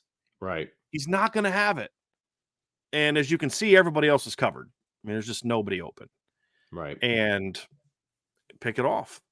I mean, it was just, there was so much of that. I thought also things that hurt him. They did a great job of mixing up their looks with the safeties. They would show too high, stay too high, show off man, show off coverage, come up. They would line up with just single high looks with a safety, both safeties down. There were times they were like 8 in the box, you'd have the rover down and then you'd have the other safety, the nickel down and the other safety down. They're playing single high. And then they would roll out of that. They ran a 3-1-7. Did you see that? That was the play that Caleb Williams took off and ran for a touchdown. They ran a 3-1-7. There was 3 defensive linemen, 1 linebacker, 7 defensive backs. So, Xavier Watts had come down, was playing middle linebacker. And then Maris had walked up and was on the line of scrimmage. And that play, the reason that play didn't work for them because of the hold is because Howard Cross just beat his guy inside. And he would have been hold him, he makes the tackle. He would have been there to meet him in the hole. He would have met Caleb Williams in the hole for no gain, maybe even a loss. Because he was right there and he just got – it was a great call by the officials. I mean, it was very obvious. But, I mean, he just got held badly on that play. Just badly. So, and when you hold the guy that's in the hole, it's pretty obvious. But so pass game wise, Vince, I mean, again, there's a couple times guys came open late. Cam, I thought, a couple times lost guys really late because he turned around to try to find the ball and then they broke off routes and they're like, oh, I'm open. But I'm like, the odds of the quarterback seeing you at that point in time or having the time 5 seconds into the route of hitting it is like, come on, bro. That's not going to happen. But just he never got comfortable. I don't know that I can think of a single play that beyond just catch and throw quick game where Caleb Williams looked comfortable in the pocket. Right. And that's the definition. I mean, that is the storyline for this game, right? Is that Caleb Williams was uncomfortable the entire game. And you can listen to USC fans, we beat ourselves. Notre Dame forced Caleb Williams to beat himself because of the way that he was looking at the pass rush all game long. I mean, all game long. And so when that happened, what was it about maybe end of the first quarter, maybe midway through the second quarter, I had no faith that they were going to come back because it's just the way that Caleb Williams was playing with this defense. And as long as the defense continued, like that was my only. You talking about one that was 17-3? Was that you talking about then? Because 10-3, I was still a little nervous. They're one big play. Right. 17-3 after the second pick. I was like, it's good. And the defense kept playing that way. Like I was worried that they were going to hold up or, maybe not continue to be as aggressive. They did once, Vince. When it was 24-3. And then once USC got past midfield, what did Notre Dame do? They right back to attacking. Yes, and I remember I think I said it to you. I was like, "Oh crap, they're kind of doing a little prevent here. They're sitting back." I There's was way like, "They too much, like can't." a minute and a half, Right? way too much time for Yes, that. exactly. And it was like, "Come on, guys, what are you doing?" And then they That's started that old bringing school coaching like, mentality, okay, man. It's because yeah, he's a 50-something-year-old, and that's just kind of what they grew up doing, sure, man. We all have that in us. for All sure, coaches have that stuff. This is what we did when I was brought up, and this is just kind sure. of what you do. That's not a criticism. It's just the way that it is. It just is what it is. But Yeah, pass game wise, man, I love what I saw. Just overall scheme wise, and we'll talk about the run game next because we talked a ton about the defense on Saturday night. So we're gonna just do a little breakdown here, and then we'll dive into the keys to victory and spend more time on the defense in that part of it. But I liked how he mixed up his front looks too, Vince. There was a lot of, and they did something interesting this game. They've done it to a degree, but they did a lot of just playing like they were in double twos against USC a lot. And two is basically head up on the guard. And then they would just kind of pick a side, and you never knew what side they were going to give. And they got USC into a lot of negativity, a lot of negatives, I should say, in those type of looks. Because sometimes they would come off and they would just bull rush and just like two gap in the run game. Other times they would shoot gaps. Other times they would do quick twists. And USC's linemen were as thrown off and mixed up, Vince, as the quarterback was. They just didn't know what was coming. And I thought that was something, again, mixed up the coverage looks and how you use the linebackers was different. Let's talk about the run game. Because I was impressed with the run defense against USC, and I was impressed with the just the overall execution of the game plan. I thought was as good as we've seen, just snap after snap after snap. yeah. Now there was two mistakes in the run game. There was even on the long touchdown run where yes, Howard Cross got held. Talk about the one that got called back. Yeah, but there was a bad run fit on that also let him get free. And then they had there was 2nd and 20 and they ran a draw, and you had a really bad run fit by a safety on that play. A back ran a safety on that play that allowed him to get that extra yards and kind of get down closer to the first down sticks. So there were two of those things that I saw in the game that, again, just a couple of those. There weren't a lot, just pointing out that there wasn't a lot of that. Just point out that it wasn't perfect, right? Which is a good thing. Means if it's not perfect, means you can always improvement, get better. baby. Come on, right? Now. But outside of that, Vince, a couple nitpicks here and there. I thought the run game plan was good. I thought, your defensive line was doing a lot of things. They were two gapping at times. They're shooting gaps at times. One of the positives, Vince, that we saw from the run game, Vince, on top of the lining up in twos, is how they use the D tackles in the run game. Sometimes they would slant. Sometimes they would just vertical penetrate. Sometimes they would two gap. USC didn't have a good feel. They would kind of guess a lot in the run game, and they often guessed wrong. The other part, too, is this was as good as I've seen, and this is kudos to the D lineman and to Al Washington. This was as good of a job as I've seen defensive tackles shedding blocks, block destruction, getting off to the football. Like they were getting to the ball a lot and either making the tackle or slowing the guy down for the linebackers to crash. That to me, because we always say, Vince, you and I know this is offensive guys.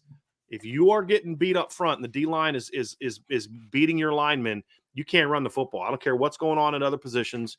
You're not going to run the football. And they just consistently all night long won at the point of attack. But the block destruction was such a huge part of that. Well, and I also thought the D-line did a good job of not allowing the USC offensive line to get to the second level. At all.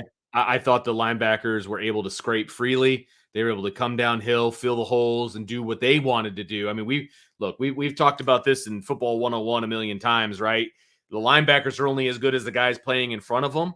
Well, they weren't allowing USC to get to them and allowed those linebackers to play. So that's why, I mean, look, J.D. Bertrand's a great player. I think he's a great college linebacker, but man, he's even better when he's not getting blocked, right? Mm-hmm. I mean, he was able to come downhill and make some plays and do some things that were really, really impressive because he didn't have to worry about those USC linemen getting to him. Same with Marist, mm-hmm. Same with Jack. I mean, it was kind of all night long, right? There were a couple of times, but for the most part, the D-line did a great job because they were so worried about what that D-line was doing. They didn't have time to get to the linebackers because the D-line was so destructive up front.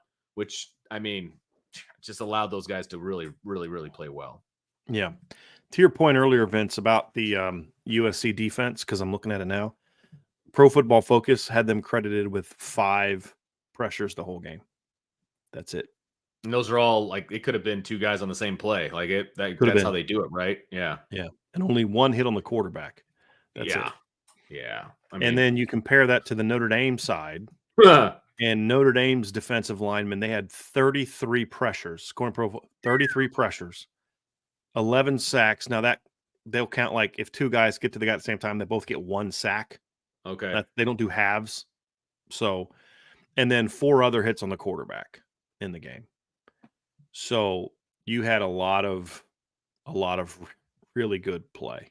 If you tell me those stats right there on pressures of the quarterback for both sides, right?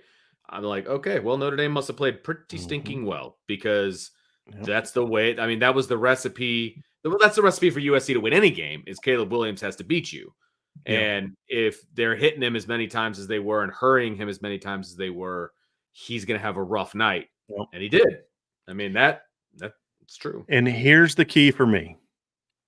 Your defensive linemen, Javonte Jean-Baptiste, Howard Cross, Riley Mills, combined for 15 hurries. 2 total hits, 2 total sacks, 11 total hurries.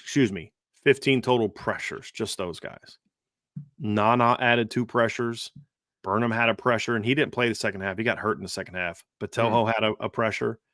So and then, of course, Boubacar had the sack.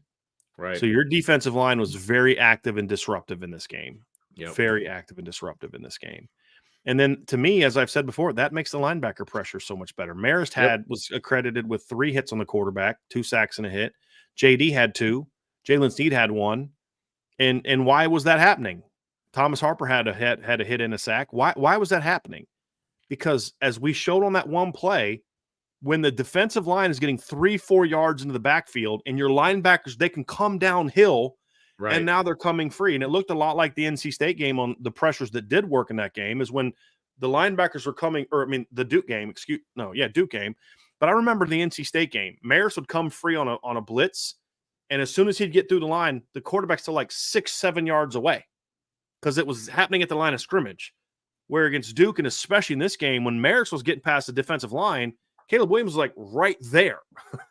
You know what I mean? Because that's what we call when, you guys want to use phrases. Let's pull that play up, Vince, actually, because that's a perfect example of what we're talking about when we talk about resetting the line of scrimmage. We'll give you 2 examples here. When you talk about resetting the line of scrimmage, this is an example of what we're talking about right here. The line of scrimmage is the 35-yard line. Look, this is Caleb at the top of his drop. Look how deep 3 of Notre Dame's 4 defensive linemen are. And that's excellent.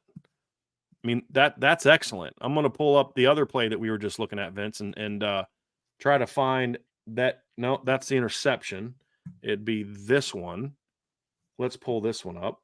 And is it this one? No, that's not it. I'm going to find it. Don't worry. I remember which one you were talking about, because they had it moved about 4 yards, I believe. Yeah. The last time we looked at it. Yeah, it was impressive. Let me see if I can find it. No, it was that play. It was the play. It was the first interception. That's the one I did want to actually. It was that one. But again, right here, line of scrimmage is the 37-yard line right here. Look how deep these guys are getting, and he didn't have a whole lot of time to get there. Right. So you saw a lot of this in the game, Vince. Oh my gosh. And it was both sides of the ball for Notre Dame, because they were reestablishing the offensive line of scrimmage for themselves down as well. Yeah. More often than not, way more than they had been the first couple of games. Is that fair to say? When they weren't making mistakes, they were moving USC off the ball. Absolutely. Yeah. Absolutely. So, but defensively, it was even worse. I mean, or for USC, it was even better. Worse for USC. Yeah, I want to make sure I say that correctly. Well, we're offensive guys. We're looking at it from an offensive point of view. It was worse. Right. It was worse. Yeah. I mean, they were getting, even if they didn't get to Caleb Williams, they were pushing offensive linemen into Caleb Williams by reestablishing the line of scrimmage. So, that's the difference in this whole thing. So, it was so much fun to watch this defense just run around and just be active and fly to the football and make the best quarterback in the country not look like the best quarterback in the country for the vast majority of that game. And so, yes, there's some stuff they have to clean up, but overall, man, this is a great launching point for this defense if they can continue doing this. I want to reiterate what I said earlier. I've heard this said, and we talked about it in the show today. I'm talking about it now. People said Notre Dame has laid the blueprint for other teams to follow. And I'm going to repeat again, the defensive line did great, but a big reason why this was allowed, and the reason why a lot of other teams can't replicate this against USC, is because the number of teams that can put a number 5 and a number 20 on the outside and say, exactly, lock them. Nailed it. I mean, Utah can't replicate that because they will just Correct. win on the outside. And a 13 and a 0. Yeah. And like the couple times Cam got beat, it was like 5 seconds into the play, and the guy's breaking off to the corner of the end zone. And it's like, he's not going to see that unless the D-lines get no pressure. So it feeds off of each other, you know, because, and why was Cam peeking? Because he saw Caleb scrambling around because they were getting that pressure on him. And same thing with Benjamin, right? It's like when you can just put guys out there and say, lock them. Yep. It opens up your entire playbook defensively, guys. I'm telling you right now. And you can be aggressive. You can take some chances. You can say, hey, look, we're going to bring 6 on this play, because bringing 6 against USC can be dangerous. Mm-hmm. It can be very, very dangerous because of just how those guys are. They're just, you make one mistake, man, and it's gone. Yeah. Sure. And so you look at what they did in this game, and I'm going to compare this. Cam Hart, they were 3 for 3 against Cam Hart, right? One was caught for 1 yard. One was caught for -2. That's one issue I do have with Pro Football Focus and their data collection, is if I'm playing off coverage and they run a screen, that's considered a catch against me. Right. Oh, that's fine. I mean, we know that. But in those 3 completions, they had 10 yards. 10 yards.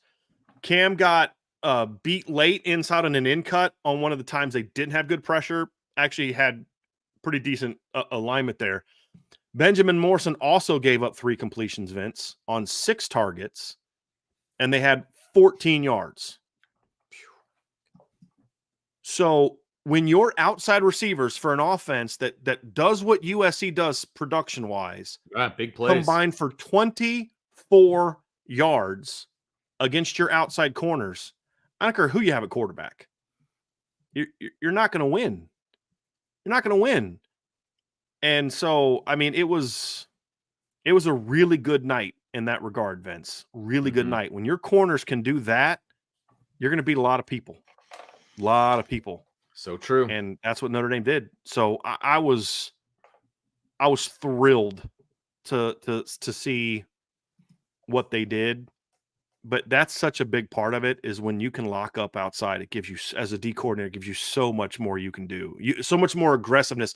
And I'm glad we're seeing Coach Golden mixing up how to be aggressive. Sometimes it's bringing 4. Because there was a couple times where they brought 4, and you could see that Caleb wanted to get rid of the ball quick, but they were actually zoned. They were dropping the linebackers, and then it ate up the window. And here's another thing they did defensively that I liked, Vince, pass game wise. Did you notice in this game they were doing more squatting on the inside against the USC receivers and trying to force them to go outside? I was like, hallelujah. Thank you, Jesus. Because the middle's been open all year. Because and it was good game planning, because USC runs a mess of mesh and slants. Sure. And they were basically saying, if you're going to beat us on a slant or a cross, you're going to have to work to get there. We don't think you're going to have enough time to get there. I loved it. Loved it. Yep. And then run game wise too, Vince, a big difference in this game was how effective the linebackers were flowing, as you mentioned, but especially the number 2 linebacker, meaning, remember the play against Ohio State where we talked about how it was the long touchdown run where Marist crashes the puller, blows him up, and JD doesn't find the ball, runs into another blocker, and then the guy gets outside and he goes for a long play. Yeah, Cam got held. Xavier took a bad angle, all that kind of stuff. You remember the play I'm talking about, the 61-yard I game? remember. Oh, how could I forget? On the 3rd and 3, right before the 4th down stop by JD, they ran a very similar play. And Maris comes off, blows up the lead blocker. And instead of JD looking up a blocker, JD has his eyes right on the running back. And he explodes downhill and stuffs the guy short of the 3rd and 3, stuffs him about 1.5 yards short of the first down marker. Like, look, you made that mistake against Ohio State. Burned you. You learned. Next chance you get, don't make that same mistake. Right. And then what happens the next play? This is why we say it's so important to tackle well, so important to make stops. The more times that you make them run plays, the more chances they have to make a mistake or you make a play. Very next play, they brought a double outside fire on an inside run and on a read zone. JD smashes past the guy, tackles Caleb Williams and the running back. He tackles the mesh. Yeah. Blows it up. It was awesome. So the play of the linebackers was great. There was a couple mistakes here and there, a couple bad run fits here and there. Those things are always going to happen. Sure. But just the overall way that the two linebackers were playing together inside, and then Jack didn't play, didn't have the ball come his way a ton. Jack Kaiser didn't have it come his way a ton, but he was aggressive, I thought. I mean, he played looks like 17 snaps, and there was a couple times, Vince, I thought they were going to get to the perimeter, and the linebackers just ate it up. Well, and he still had the 3rd most tackles on the team. And I mean, on 17th place, because he was very active. Right. The linebackers getting outside of the perimeter was a huge part of why USC just couldn't get anything going in the run game. And they did a great job too. USC does their spread team, Vince. So an air raid spread. So what do they do a lot of? G wraps and T wraps.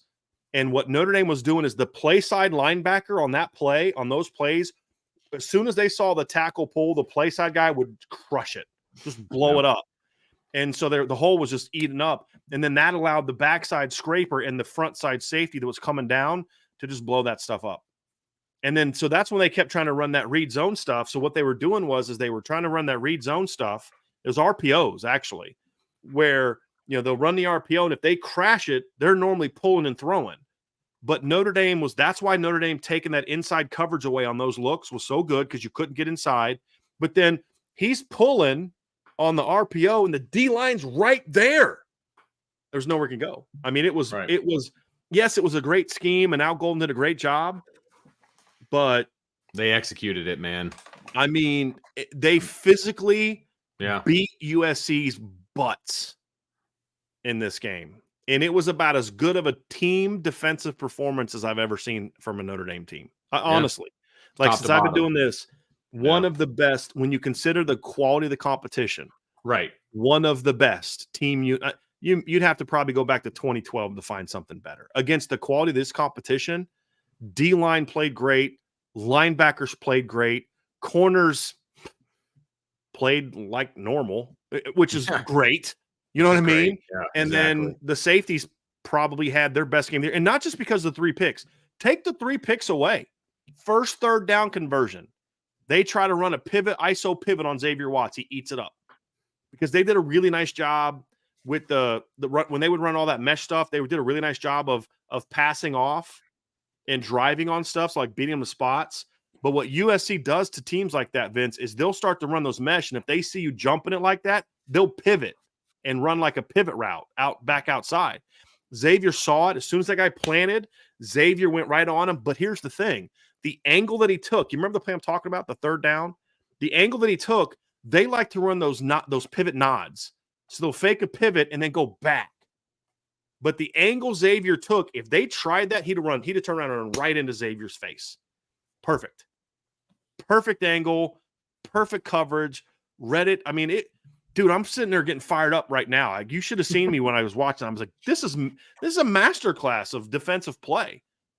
Safeties playing alleys, DJ Brown playing over the top, taking away the deep ball. There's a couple times like maybe Caleb could have tried to fit a deep ball in there off his back heels, but it's like, I don't know if he could have got it in before DJ got there. There just was so much of that, man. Just great team defense. And when one guy would make a mistake, there was always somebody there right behind him, man, to step up and make a play. But even if he did throw one of those long balls off of his back foot, right? That's such a low percentage play. And, the way things were going, Notre Dame had a great shot of either breaking it up or picking it off. You know what I mean? Yeah. Throw it off your back foot. I know you're a great quarterback. Throw it off your back foot. Let's see what happens. And we saw what happened a bunch. So, do you know how many shots that Caleb Williams took beyond 20 yards past the line of scrimmage? Oh my gosh, I don't remember him putting it deep very often. There was the Once. that was the pass interference, right? No, that's not the one I'm thinking of. No. Okay. There was one play because they don't count that as an attempt. Oh, okay. There was one play, and it was a go route on Benjamin Morrison where he basically forced the guy. Oh yeah, he was in his back pocket. Like there was no chance of completing that pass. Coming into the first 6 games of the year, Caleb Williams had completed 16 passes that went 20 or more yards behind the line of scrimmage. Most effective zone, 10 touchdown passes, 668 yards, 21.5 yards per attempt. Actually, it would have been more than that because this counts the Notre Dame game. He was 16 of 30 on balls 20 yards or more past the line of scrimmage. He threw 1 against Notre Dame, and it was incomplete. It was over. And here's the other thing. So coming into the game, they had thrown, let's see here. So that's 4. So they had completed 25 balls in 6 games past the line of scrimmage. That's about 4 a game for, let's see here, 50, 65. So they were averaging, let's see here, 475. My thing isn't working. They were averaging coming into the game, Vince, about 82 yards per game on the intermediate throws. And they were averaging 6. So they were averaging 111 yards per game on throws 1 or beyond. So that's about, about 193, 194. If you add the 2 points up there, it's about 194 yards per game on throws 10 yards or more past the line of scrimmage. About 194 coming into the game. USC completed 4 of 10 passes, 10 yards past the line of scrimmage for 65 yards.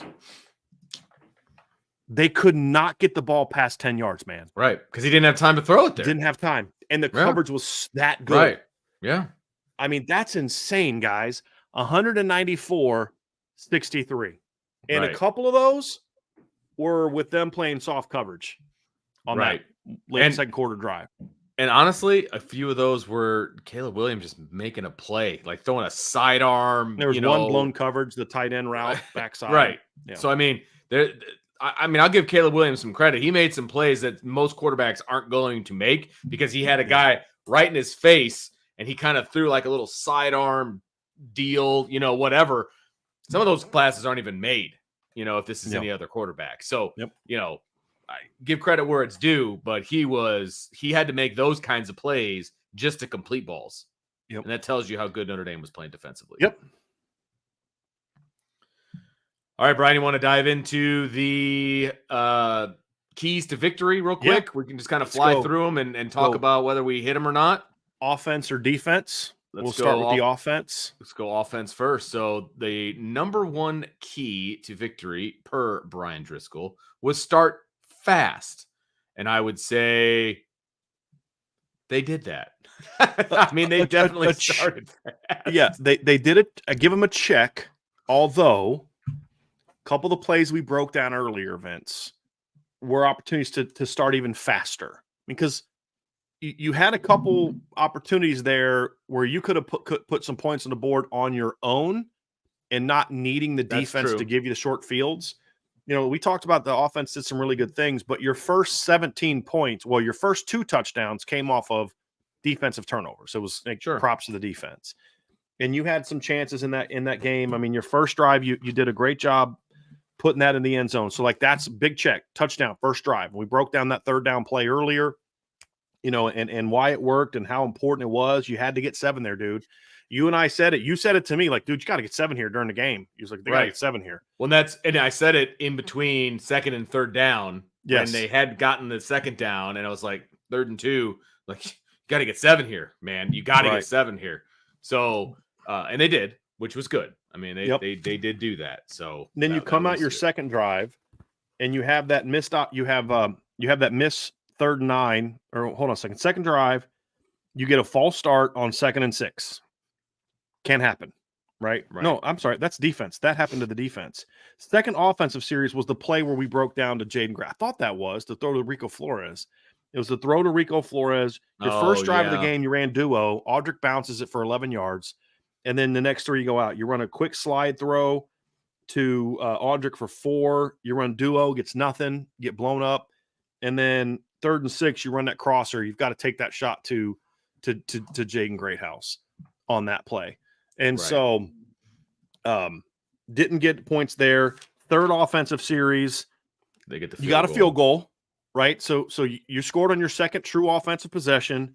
Your fourth offensive possession, you go 3 and out. That's the one where Mitchell drops the ball on 3rd down.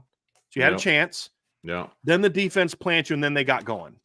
Right. And so, look, yeah, it wasn't perfect as a start, but you know what? You got that first score, your second true possession, you got a field goal. And then when you got that chance to put it away, you put it away. You put 24 points on them in the first half. So check, although not check plus. Sure. That makes sense. That makes sense. From the scoreboard standpoint, they started fast. So I was happy with that. Yeah. All right. Here we go. Number 2, punish the pressure. Now, we knew that USC was going to stack the box. They were going to bring pressure because that's what Duke did. That's what Louisville did. And they were successful, right? And so you had to make USC pay for bringing pressure. What say you, Brian Driscoll? Did they punish the pressure? No, I don't think so. This would be my one big negative from the game, Vince, that I did not think that they were aggressive enough going after USC on early downs. It wasn't a complete failure. You know, they did have the second down play action for a touchdown. You know, you had that shot over top. But no, I don't think they did. And I honestly don't think USC blitzed as much in this game, to be honest with you. And I think you could make a case that they did, because what did they do the first touchdown of the game? We broke it down. They brought an edge fire. You had a perfect red zone call for it. You run the touchdown. So, like, you know, my instinct is to say they didn't really punish them. They didn't punish them at all on offense, and to me. And I don't know. I didn't notice when I broke it down. I didn't think USC was as aggressive with fires as they were last year against Notre Dame. Like, you know what I mean? Like, I just didn't see the overload boxes as much as we saw last year. They hadn't, like, up where they were just, remember last year, they just come up and just line up and there's like 9 dudes lining like, I dare you to throw the ball. I felt like Sam Hartman's presence, just his presence, kind of prevented that. Yeah, kind of spooked him a little bit. Yeah. So I didn't see as much of that. And in a couple instances where they did do those things, they got him. I wouldn't say they punished the pressure. So, you know, they handled it. They handled it. How about they handled it? They didn't allow any negatives. USC had 1 tackle for loss. So I think you could make a case that they get a check here, Vince. I'm just going minus just because it wasn't really as much of a factor. Now, what I would say is they didn't take advantage enough of the aggressiveness coverage wise. I would say that, but again, the 2 times that they needed to make big plays, they did. So I'm going to be a little critical here and go minus. But if you wanted to go check, Vince, and I'm curious what you think about this, I wouldn't push back on you because they did it when they needed to. Yeah. So what I would say, because they only had 1 tackle for loss for a yard. I mean, they had 1 negative play basically the entire game. They didn't punish it, right? They did not punish it. It wasn't like an emphatic, you know, we're going to take what you're doing and just shove it right in your face. Like, that was not the case. But I do think they handled whatever pressure did come their way. And so I would give them a check mark because I think they handled it. They didn't punish them, but they handled it. Yeah. So I would give a check because I know on this next one, I'm not going to give a check mark. Yeah. So yes. So I'll save my negativity for this next one. So number 3, this is 3rd down success is a must. And you kind of go into some detail about how Notre Dame ranked 49th nationally in 3rd down offense, which is, kind of right down the middle. That was due to a lot of early season success against bad defenses. Correct. The last 3 games, they were not good on 3rd down. Correct. And not when it mattered. They were 3 of 10 in this game on 3rd down. And I would say the glaring stat for me from a negative standpoint is they're just still not great on 3rd down. They're just not great on 3rd down, whether it's drops, whether it's bad reads, whether it's whatever the case may be. Third down is a bit of an Achilles heel for this team right now. Mm-hmm. The one thing I will say, Vince, I don't disagree with you at all. I thought the plan was a little better. Okay. I didn't think the execution of it was great. Perfect example is that 3rd and 7 we broke down earlier. First of all, you scored a touchdown on your first third down. That's huge. That's true. So got off to a good start. But then your second drive, you get to that 3rd and 7, you take the shot to Greathouse. Give him a chance to go make a play. Maybe he doesn't make it, but you got a better shot at making that throw, completing that throw than the one to Rico Flores. Sure. Where he's bracketed by 2 guys. Then you get to your next possession. You convert a 3rd down on the tunnel screen to Chris Tyree. So now you're 2 for 3 on your first 2 third downs. So it's like, okay, promising. Then your next one, you run a stick concept that Mitchell Evans runs short of the sticks, doesn't pick up the first down. Then your next possession, you get to a 3rd down. You run a Y-in cut, and it's a little behind Mitchell, but you got to make that catch, right? And it was behind him. I think, wasn't that the one we kind of had to throw behind him because of the ref? But Mitchell still got to make that grab, right? Right. Yeah. Didn't have a third down. Yeah. He had it and then dropped it. And yeah. Your next 2 touchdown drives, you had 0 third downs, right? You had one play on your next touchdown drive. Then it was first down because you had the 24-yard gain, the 12-yard gain. Then on 1st and 10, you went for 5. Then on 2nd and 5, you ran for 13, and then touchdown next play. So no third downs. And then you get to the second half and 3 and out. I mean, and that was the one where you had the first down, missed opportunity. So you face a 3rd and 10, you don't get it. Your next drive, you go 3rd down, you don't get it. And so there just was too many of those opportunities, Vince, where your next touchdown drive, the one to Tyree, they didn't face a single 3rd down. It was run for 7, run for 4, first down. 1st and 10, you ran for 2, complete a pass to Mitchell Evans on 2nd down for first down. Then you get to set 1st and 10, you run for 0, 2nd and 10, you throw a touchdown pass. And then the next drive, they did convert a 3rd down on an option route to Holden Stace, where he almost dove short of the sticks. That's right. Then you get another 3rd down, and you get nothing. So it was very inconsistent execution-wise. I'm with you. I give him a minus. But I felt like there was at least potential where if you could execute a couple of those plays better, Sam's got to make the right throw on the first 3rd down. Mitch run to the sticks a little bit on the next one and then drop the pass on the other. So I at least felt like the plan was better. You just got to finish off a couple of those plays and make a better read here and there. Yeah, because one of the things you said was disjointed. But not as bad as last week. Yeah, 3rd down was disjointed. The 3rd down offense was disjointed in the past. Like it didn't feel like there was much of a plan on 3rd down. Right. I agree with you that I feel like there was a little bit more of a plan. They just need to execute. Yeah, that's where you need to step up. And so the number 4 key to victory offensively, and I just kind of spoiled it, is step up. Someone needs to step up in this big game. And, you need multiple people to step up in a big game based on the way the game went. What's that? That was the key.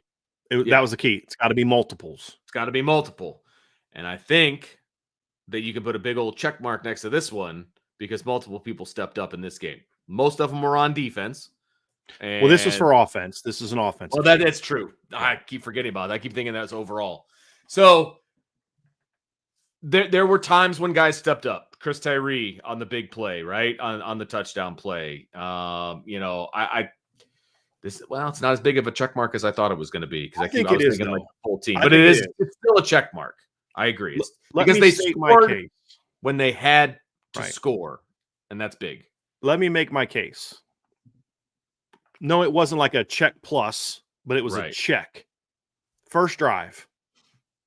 You got to put it in the end zone, man. Free rusher coming off the edge. Sam's got to make a tough throw there. He makes it. Not a perfectly accurate throw. Jabron's got to make a play. He makes it. Jaden's got to have some football awareness, peel off, and block the corner. He does. It's a step-up moment, man. If he drops that pass or misses on the throw, you're kicking a field goal and you feel almost like deflated. Like, got the ball at 12 and all you got was a field goal. I mean, points would have been like, if you just got points, it felt like a loss, right? And then you kind of get down to your, you get a field goal drive on drive number 3. I thought Chris Tyree, his little tunnel play was big. Mitchell Evans, who I thought struggled in the pass game, makes a great block to spring Chris Tyree on that. That's a guy stepping up in that play. I thought Mitchell's pass game production in this game was not good. He had the drop, some routes that weren't great. Sam underthrew him on that one corner route. But his blocking, he made some key blocks in the game, right? That's stepping up in the game. So I thought that was good. But then you get into the second half, I didn't think Sam was great in this game, but I thought Sam made 3 huge plays. I really say 4 that helped put the game away. The first play, touchdown play, that cover 2 hole throw where he was aggressive. Then he scrambles the next play, showed some really good, he could have actually tried to let the play develop because Greathouse was coming open free on a drag, but he just said, "Hey, I see grass. I'm going." Yeah. And he went. I can dig that. Then he makes the throw to Chris Tyree to put the game away. Tyree steps up and makes plays. So Chris Tyree's he only had 2 catches. One converted a 3rd down, which then ultimately helped lead to a field goal. And then the other one was the 46-yard touchdown pass. So, he stepped up. So I'm going to, and there was a couple plays. The run game wasn't great, but this was a team that was 2nd in the country, USC, in sacks coming into the game. Correct? Right. Yep. And you held them to 0 sacks. 0. And they only had, according to Pro Football Focus, 5 pressures the entire game. I'm sorry, they were number 2 in tackles for loss and number 6 in sacks. So even though the offensive line wasn't punishing, they weren't dominant, they held this defense that came into this game ranked 2nd in tackles for loss and 6th in sacks to 1 tackle for loss and 0 sacks. For 1 negative yard. It wasn't even a big tackle for loss. It was -1 yard. Yep. And Sam's time to throw, he looked more comfortable. That allowed him to get that ball off to Chris Tyree. Sure. So props to the offensive line. It wasn't a dominant performance, but they stepped up compared to what they've been doing. That I think kind of had more to do with the scheme and stuff. But pass game wise, pass pro wise, they needed to step up against what was a pretty good USC defense. And you know what, man? They dominated in pass pro. So I'm giving a check for this one for those reasons. They didn't ask the offense to go win this game.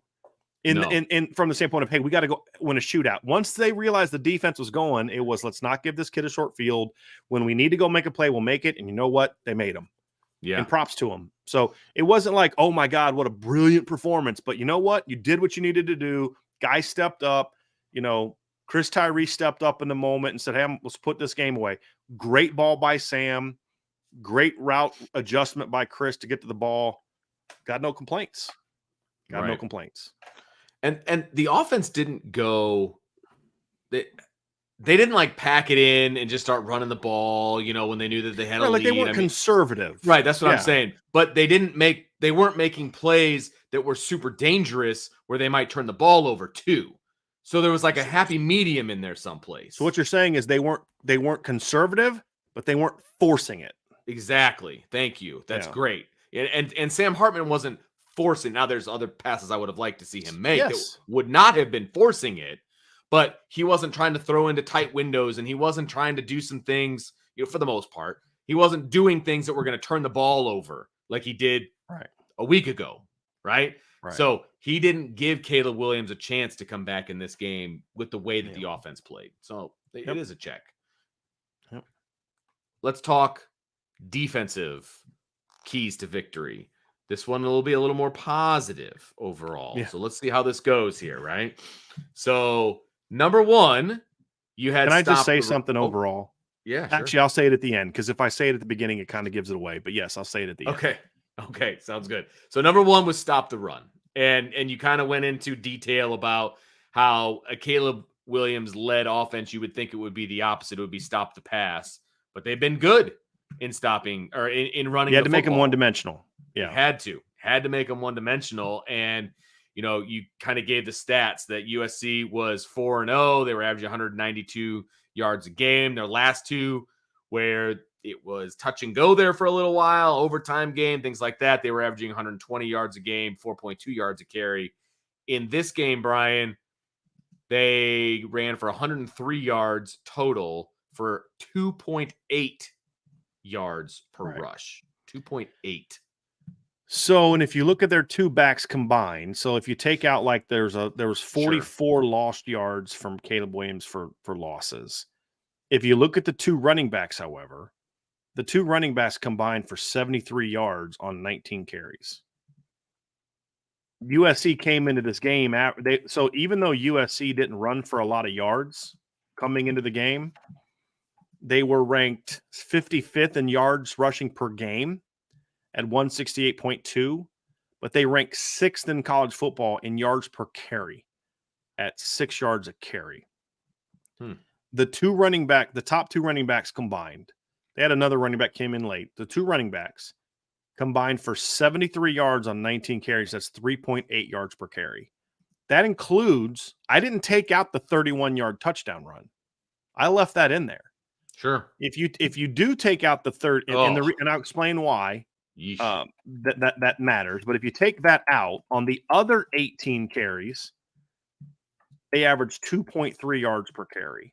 Now, the reason I take that out is because sometimes you're going to make a big play. But if you can continue to stop a team over and over and over and over and over, then you're going to have success.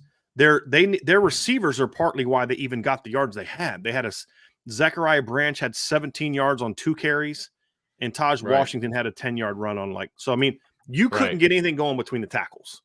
Couldn't get anything going. And then the 31-yard touchdown run was a option play where they got outside. I mean, think about what they did in the box. Nada.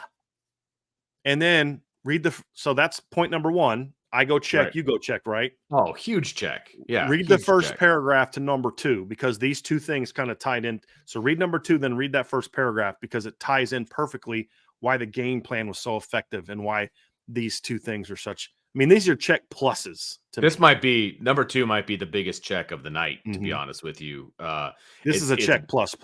Oh my gosh, yes. So number 2 is get Caleb Williams out of rhythm. It says Notre Dame needs to shut down the run game primarily with its defensive line. That unit must control action and dominate the USC blockers. If that happens, it could also lead to that unit putting pressure on Williams, which is another key to success. I don't want to pat myself on the back too much, but I mean, I don't know that I've ever been more spot on with keys than those first 2. Right. Like, seriously. But it's they build together. When the D-line dominates the run game, rarely does it do nothing in the pass game. Rarely. Right. It's just the nature of if we're attacking, we're always attacking. Because if I'm trying to beat you upfield on a 1st and 10 and it's not a run, I'm keeping going to the quarterback, baby. Right? Yeah, exactly. And those two things play together. I mean, so keep Caleb. I've never seen Caleb Williams this out of sync ever. Never. I've been watching this kid since he was at Oklahoma. Never. And I've never seen it like this. Well, he had 6 even against like Oregon State last year and Washington State last year. Right. He's never looked like this. Right. 6 interceptions his entire career. Right. And he had or 10. At least his USC career. Excuse me. Yeah, last 2 years. 6 his USC career. 500-600 attempts. Right. Something like that. Yeah. He had 3 on Saturday night, 50%. You know what I mean? Like he upped it 3 in the first half. Right, exactly. So the game was over by the time they made adjustments. No. He's never been this rattled before, ever. And you could tell, and he was getting super frustrated on the sideline, and he's, from the whole jump. Jump. Yeah. He was so out of rhythm on this one. So, You know the best part? Check plus. So I went back and watched the TV copy the other day. Yeah, I did. The sound off, too. By the way. Oh, I Lincoln Riley. We've been using this analogy a lot. The whole thing for Miracle because it's such a great appropriate scene. It is. How many times did you see Caleb Williams and Lincoln Riley talking on the sideline and they just had this I don't know what to do. They were like, what am I supposed to do? Right. I don't know what they're doing. I don't know where that guy came from. Like, how did Zero even pick it off? He was back here when the ball was snapped. I don't know how he picked it off over here. You know what I mean? Like, I don't understand what happened. And Lincoln Riley just kind of had this. I don't know what to tell you. He's kind of had this deer in the headlights look most of the night. That's a guy that's been a head coach for 7 years. He's in his 7th year as a head coach, and he's a primary play caller. Yeah, and that was fun to watch. I enjoyed it. Yes, because my feelings on Lincoln Riley. I'm not a fan. Yeah, but I mean, Vince, check plus on number 1, check plus. And the only reason it's not a check plus is because of the 31-yard touchdown.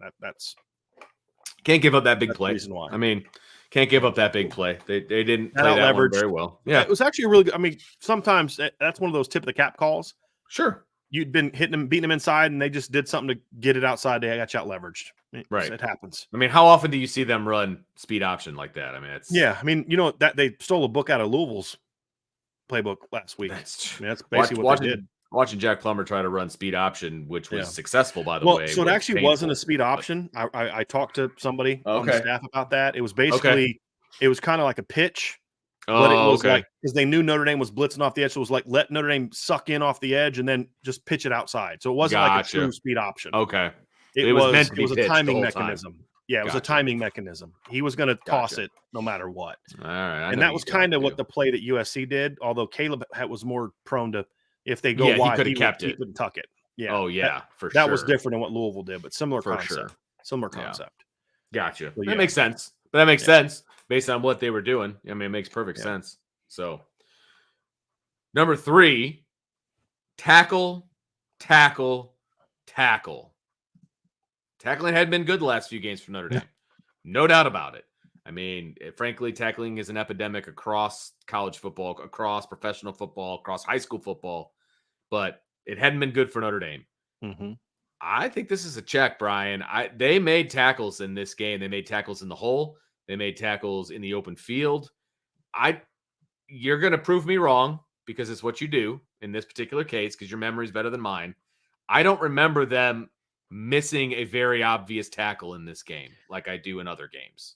There was one play where Ramon Henderson took a bad angle, kind of missed, and the guy gained an extra 4 yards up the sideline.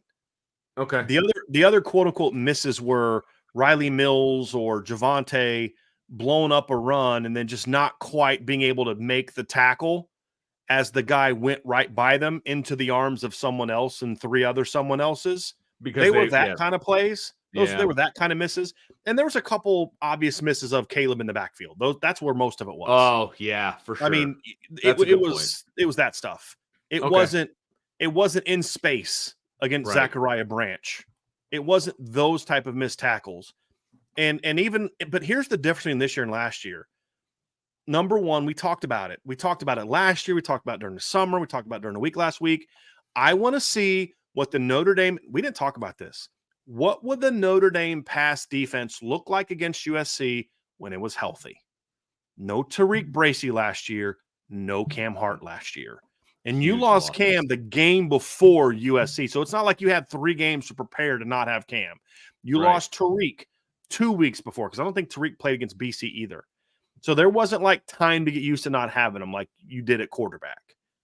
Because if you remember, before last season, Cam Hart had a lot to say about USC, about how basically they better bring it. Remember he was on the Inside the Garage podcast. Oh, They're going to bring it because we're gonna do some business. And Cam didn't get the chance to prove that.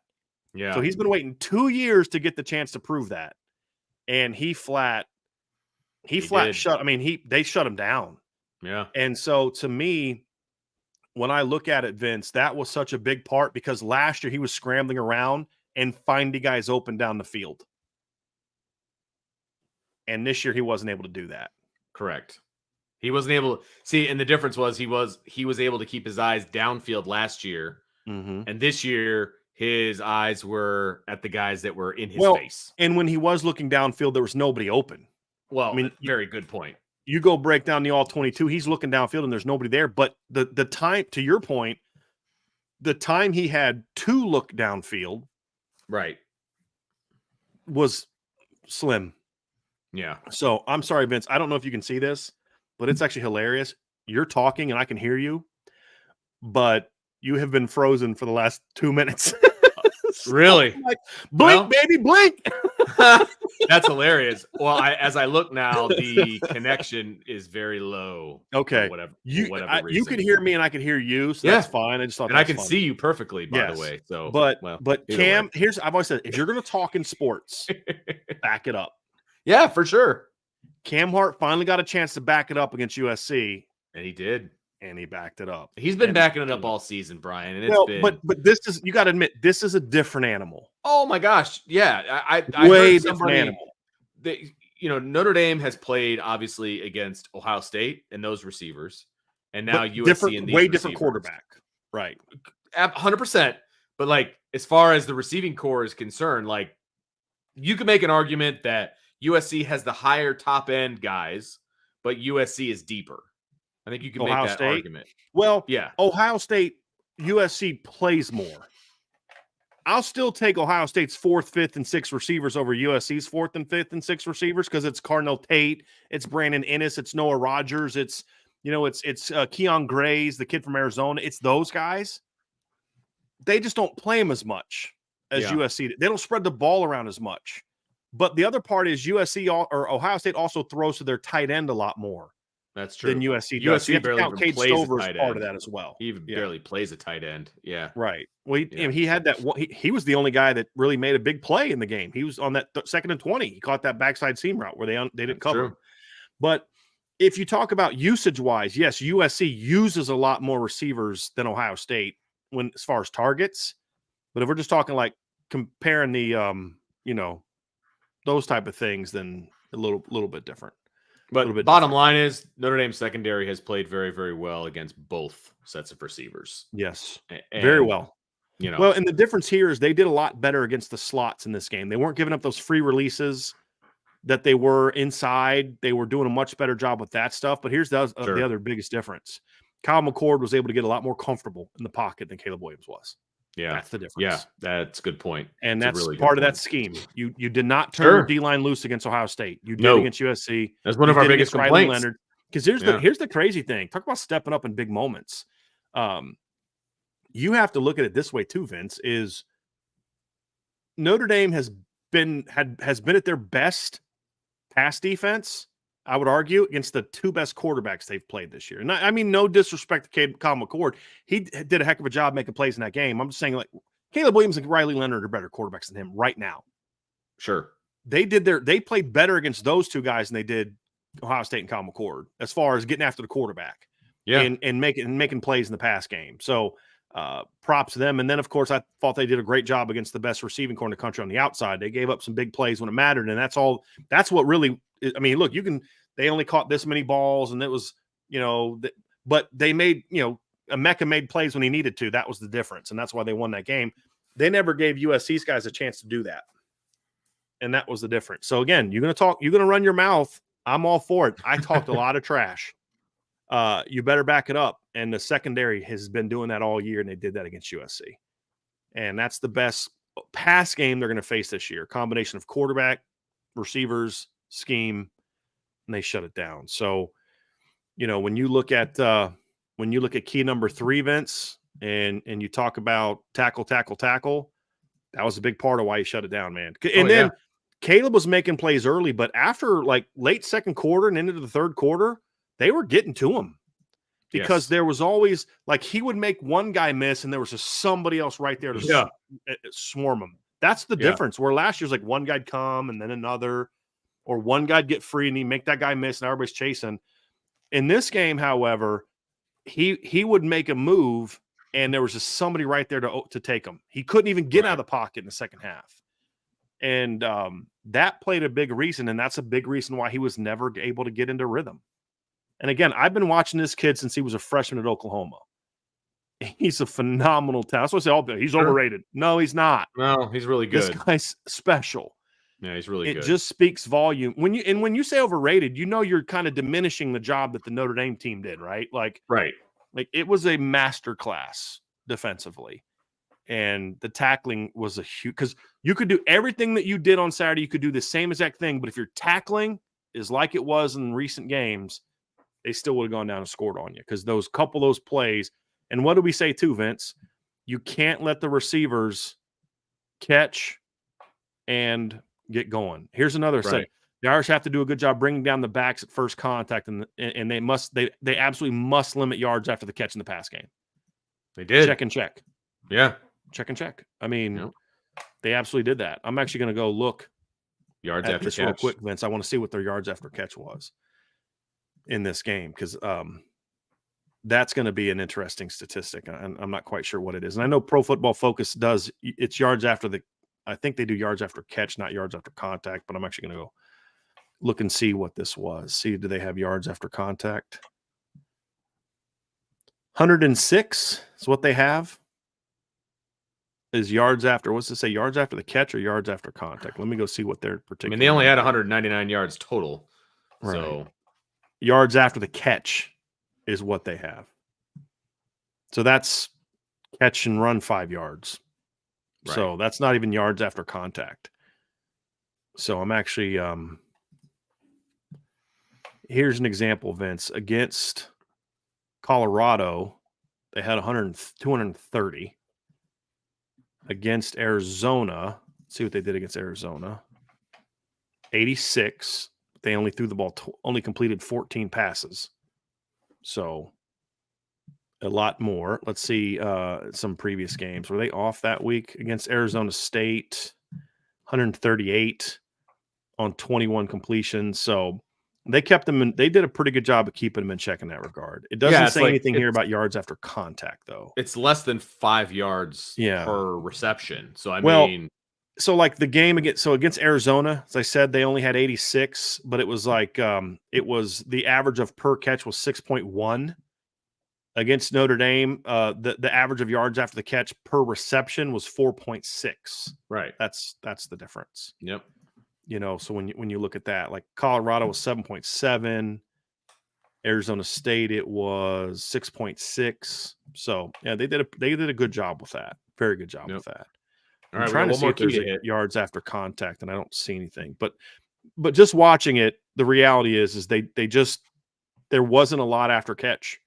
Couple here and there, couple catch and runs, and a lot of that, Vince, I felt was in some of those late half situations. Mm-hmm. Is where a lot of that came from. So yeah, let's go to number 4. All right, last one, and this is a pretty easy one, and we've got stats to back it up. It says make stops, and you and I talked about this before the game started, and when we were out watching the first drive. You know, obviously turning over on downs, interceptions, turnovers in general, fumbles. And then also in this particular game, field goals we consider a stop because, USC scores buckets of points. I mean, they're averaging over 50 points a game, right? And if you are going to slow them down, field goals aren't going to win them the game. You want to see them kick field goals. And so if that's the criteria, they had 14 possessions, I do believe, in this game. 14 possessions, and Notre Dame stopped them 12 times. So that means that USC was successful on 14% of their drives. 14%. I mean, I think that's a big check right there, Brian. I mean, they stopped them. They either turned them over or they made them kick field goals, right? So they legit stopped them 10 times with either an interception, turnover on downs, fumbles, whatever. And then 2 of the possessions were field goals. So 12 possessions that they stopped them. That's pretty good. Here's USC's first 10 possessions of the game. First 10. Okay. Interception, punt, field goal, and that field goal drive, Vince, you had it was 10 plays for 59 yards. Yep. And you had a couple Notre Dame plays where they had some penalties, defensive personal foul, which gives them a first down on 1st and 25. Yeah. So interception, punt, field goal, turnover on downs, interception, field goal, punt, touchdown, punt. They scored a touchdown on their 11th possession, and it took them 5 plays to go 18 yards. Right. I mean, it's a check. Absolutely. It's a huge check. You forced field goals. I mean, their first 2 scoring drives were field goals. Right. The first half, you had them to 2 scoring drives, field goals. 3 turnovers, a turnover on downs, 3 punts on their first 10 possessions. You're not going to get much better than that. You're really not. No. And I don't know that they get to 20 if they don't have the long punt return. There was no evidence they could do anything on that Notre Dame defense in the second half. Because as good as Notre Dame was in the first half, they were dominating them even more in the second half. Right. Because they'd cleaned up some of the penalties. Right. Agreed. So Agreed. And I mean, they had 2 10-plus play drives. One ended in a field goal. One was a turnover on downs. Like, Even Yeah. the quote unquote sustained drives weren't successful. Yeah. I mean, Yeah. Well, the one turnover on downs, they had to convert a 4th down, and that drive extended because remember, they punted on that that's drive. right. And we got And they ran into the punter. offsides, or running into the punter. Gave them a 4th and 1. Then they went for it, got it. Yeah. So even on that drive, it should have been a punt. Should have been a punt. Yeah. I mean, even then, it's like, and they had to work. This is the whole point. Make them go. This is what I always say. This is why limiting big plays is so important. Right. Because that was an overarching thing. They had one big play the whole game. That's it. One. And it was a touchdown. Right. But here's the deal. Why is it important to limit big plays? Make them work for it, because eventually they're going to make a mistake. That 1 4th down where they stuffed them. They ran a jet sweep for 10 yards in the first play. Inside run for 6 yards. 2nd and 4, they're ahead of the sticks. 10 yards, 6 yards. 2nd down stuff. They ran an option play that barely got in the 1st down on 3rd and 4. Then you had an offensive, you had a defensive penalty on 1st and 10. Then they ran an incomplete pass on a go route to Benjamin. He broke up. 2nd and 10, they ran a bounce play for 7. Xavier made the tackle. 3rd and 3, you stop them, you stuff them. Riley Mills, that's the play where they ran a run, and Riley Mills took the guard and drove them 3 yards in the backfield, forced the bounce, and then they rallied to it for a minus, right? You remember that particular play? Yep. That forces a 4th down punt. You run into the punter. They give you a 4th down. He does a quarterback keep for 8 yards, and if Xavier takes a better angle, he might have got to him close to the sticks, might. Then they go 1st and 10 play action pass. Xavier breaks it up. 2nd and 10 quarterback keep. They get called for the TD. They get called for holding on that play. Ran a draw for 17 yards, which was a mistake by Notre Dame. It was a bad run fit to let them go for 17 yards. The 3rd and 3, JD stuffs them on 3rd and 3, get to 4th and 1, and they stuff them. That's why you got to limit big plays, because eventually they're going to make a mistake. And that's what happened to USC on Saturday. They limited the big plays, and they forced USC to consistently go on drives. And what you find out is that offense is geared towards being a big play offense. And if you make them go on methodical drive after methodical drive, they're not capable of it. Most offenses aren't against a defense like Notre Dame's. Most aren't. And, I mean, Ohio State scored 17 points. One of their touchdowns came on a 61-yard run. Right. You eliminate that play, we're having a way different conversation about Notre Dame in the playoff right now, even with the loss to Louisville last week. Right. My favorite part about mistake against USC. My favorite part about that drive is it was 12 plays for 42 yards. Yeah. And they ate up over 6 minutes of clock. Got nothing to turn it over. To turn it over on downs. They averaged 3.5 yards per play. And it fell apart for him after that, because it was still only 10-3 at that point in time, Vince. Sure. Yeah. That was a huge play. It was only 10-3 at that point in time. Then their very next drive, it was the Xavier pick. They got it to the 2. The very next drive after that was the Benjamin picks him off. Yeah. And next thing you know, just like that. So after the 4th down stuff, USC ran 7 plays. 4 plays. 7 plays. 7 for 20 yards. And it went from 10-3 to 24-3. Just like that. Just like that. And Notre Dame only ran 6 plays and scored 2 touchdowns. Yeah. Yeah. I mean, that's just the reality. That's the turning point in this whole game, right? And you want to know why Notre Dame didn't have a lot of yards? Those 3 touchdown drives covered a grand total of 65 yards. Their first 3 touchdown drives covered a grand total of 65 yards.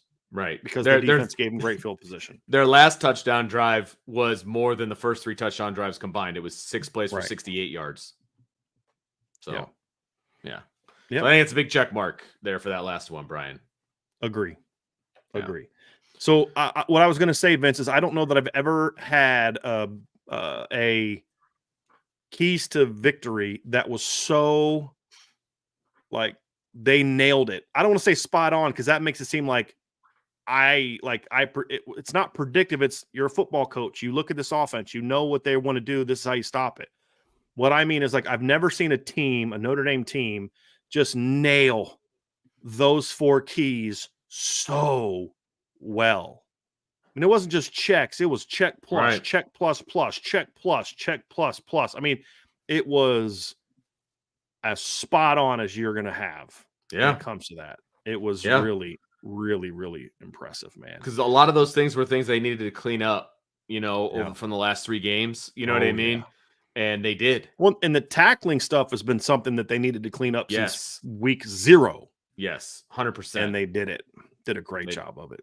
Agreed. Before we did have 2 super chats, Vince, before we get okay. out of here. Let's just get to those here real quick, and we appreciate those, and then we'll wrap it up. We'll be back All right, tomorrow. Trevor Rocket from north of the border. Thanks, Trevor. Appreciate it very much. Says Vince, appreciate you jumping on the post-game show Saturday night with the lads. Well done all around, guys. Nothing but the utmost respect for you all. Thanks, Trevor. Appreciate you, Trevor. Amen. And just so you know, buddy, your wife is still in our prayers, so let me know how she's doing. Hope everything's going well. And then we've got one from Aiden Regan. Thank you, Aiden. Hey, he's an OG here. 3rd year listening to IB. Brought my dad for our first time as a Father's Day gift. Crazy atmosphere, special night, FUSC, Skull IB, and go Irish. I think we have a Aiden? Viking fan as well in the chat. I think Aiden would. I'm going to guess he's also a Vikings fan, right? Probably a fair bet isn't that what based that on means? the Skull thing. I think that's, yeah. Dude, how amazing. So, like, me and my dad had our first Notre Dame experience against USC as well. But it was 07. It didn't go well that year. Didn't go well. So, Aiden, I'm so happy that it went way better for you, man, than it did for me and my pops on our first USC game. Thanks a lot, Mr. Sharpley, for that performance. But, 37-0, 38-0, right? I think 37, 38-0, something like that. Bad. So I'm happy that yours went a whole lot better than that one. The only thing I liked about that game was the uniforms, and I know that's even a controversial take.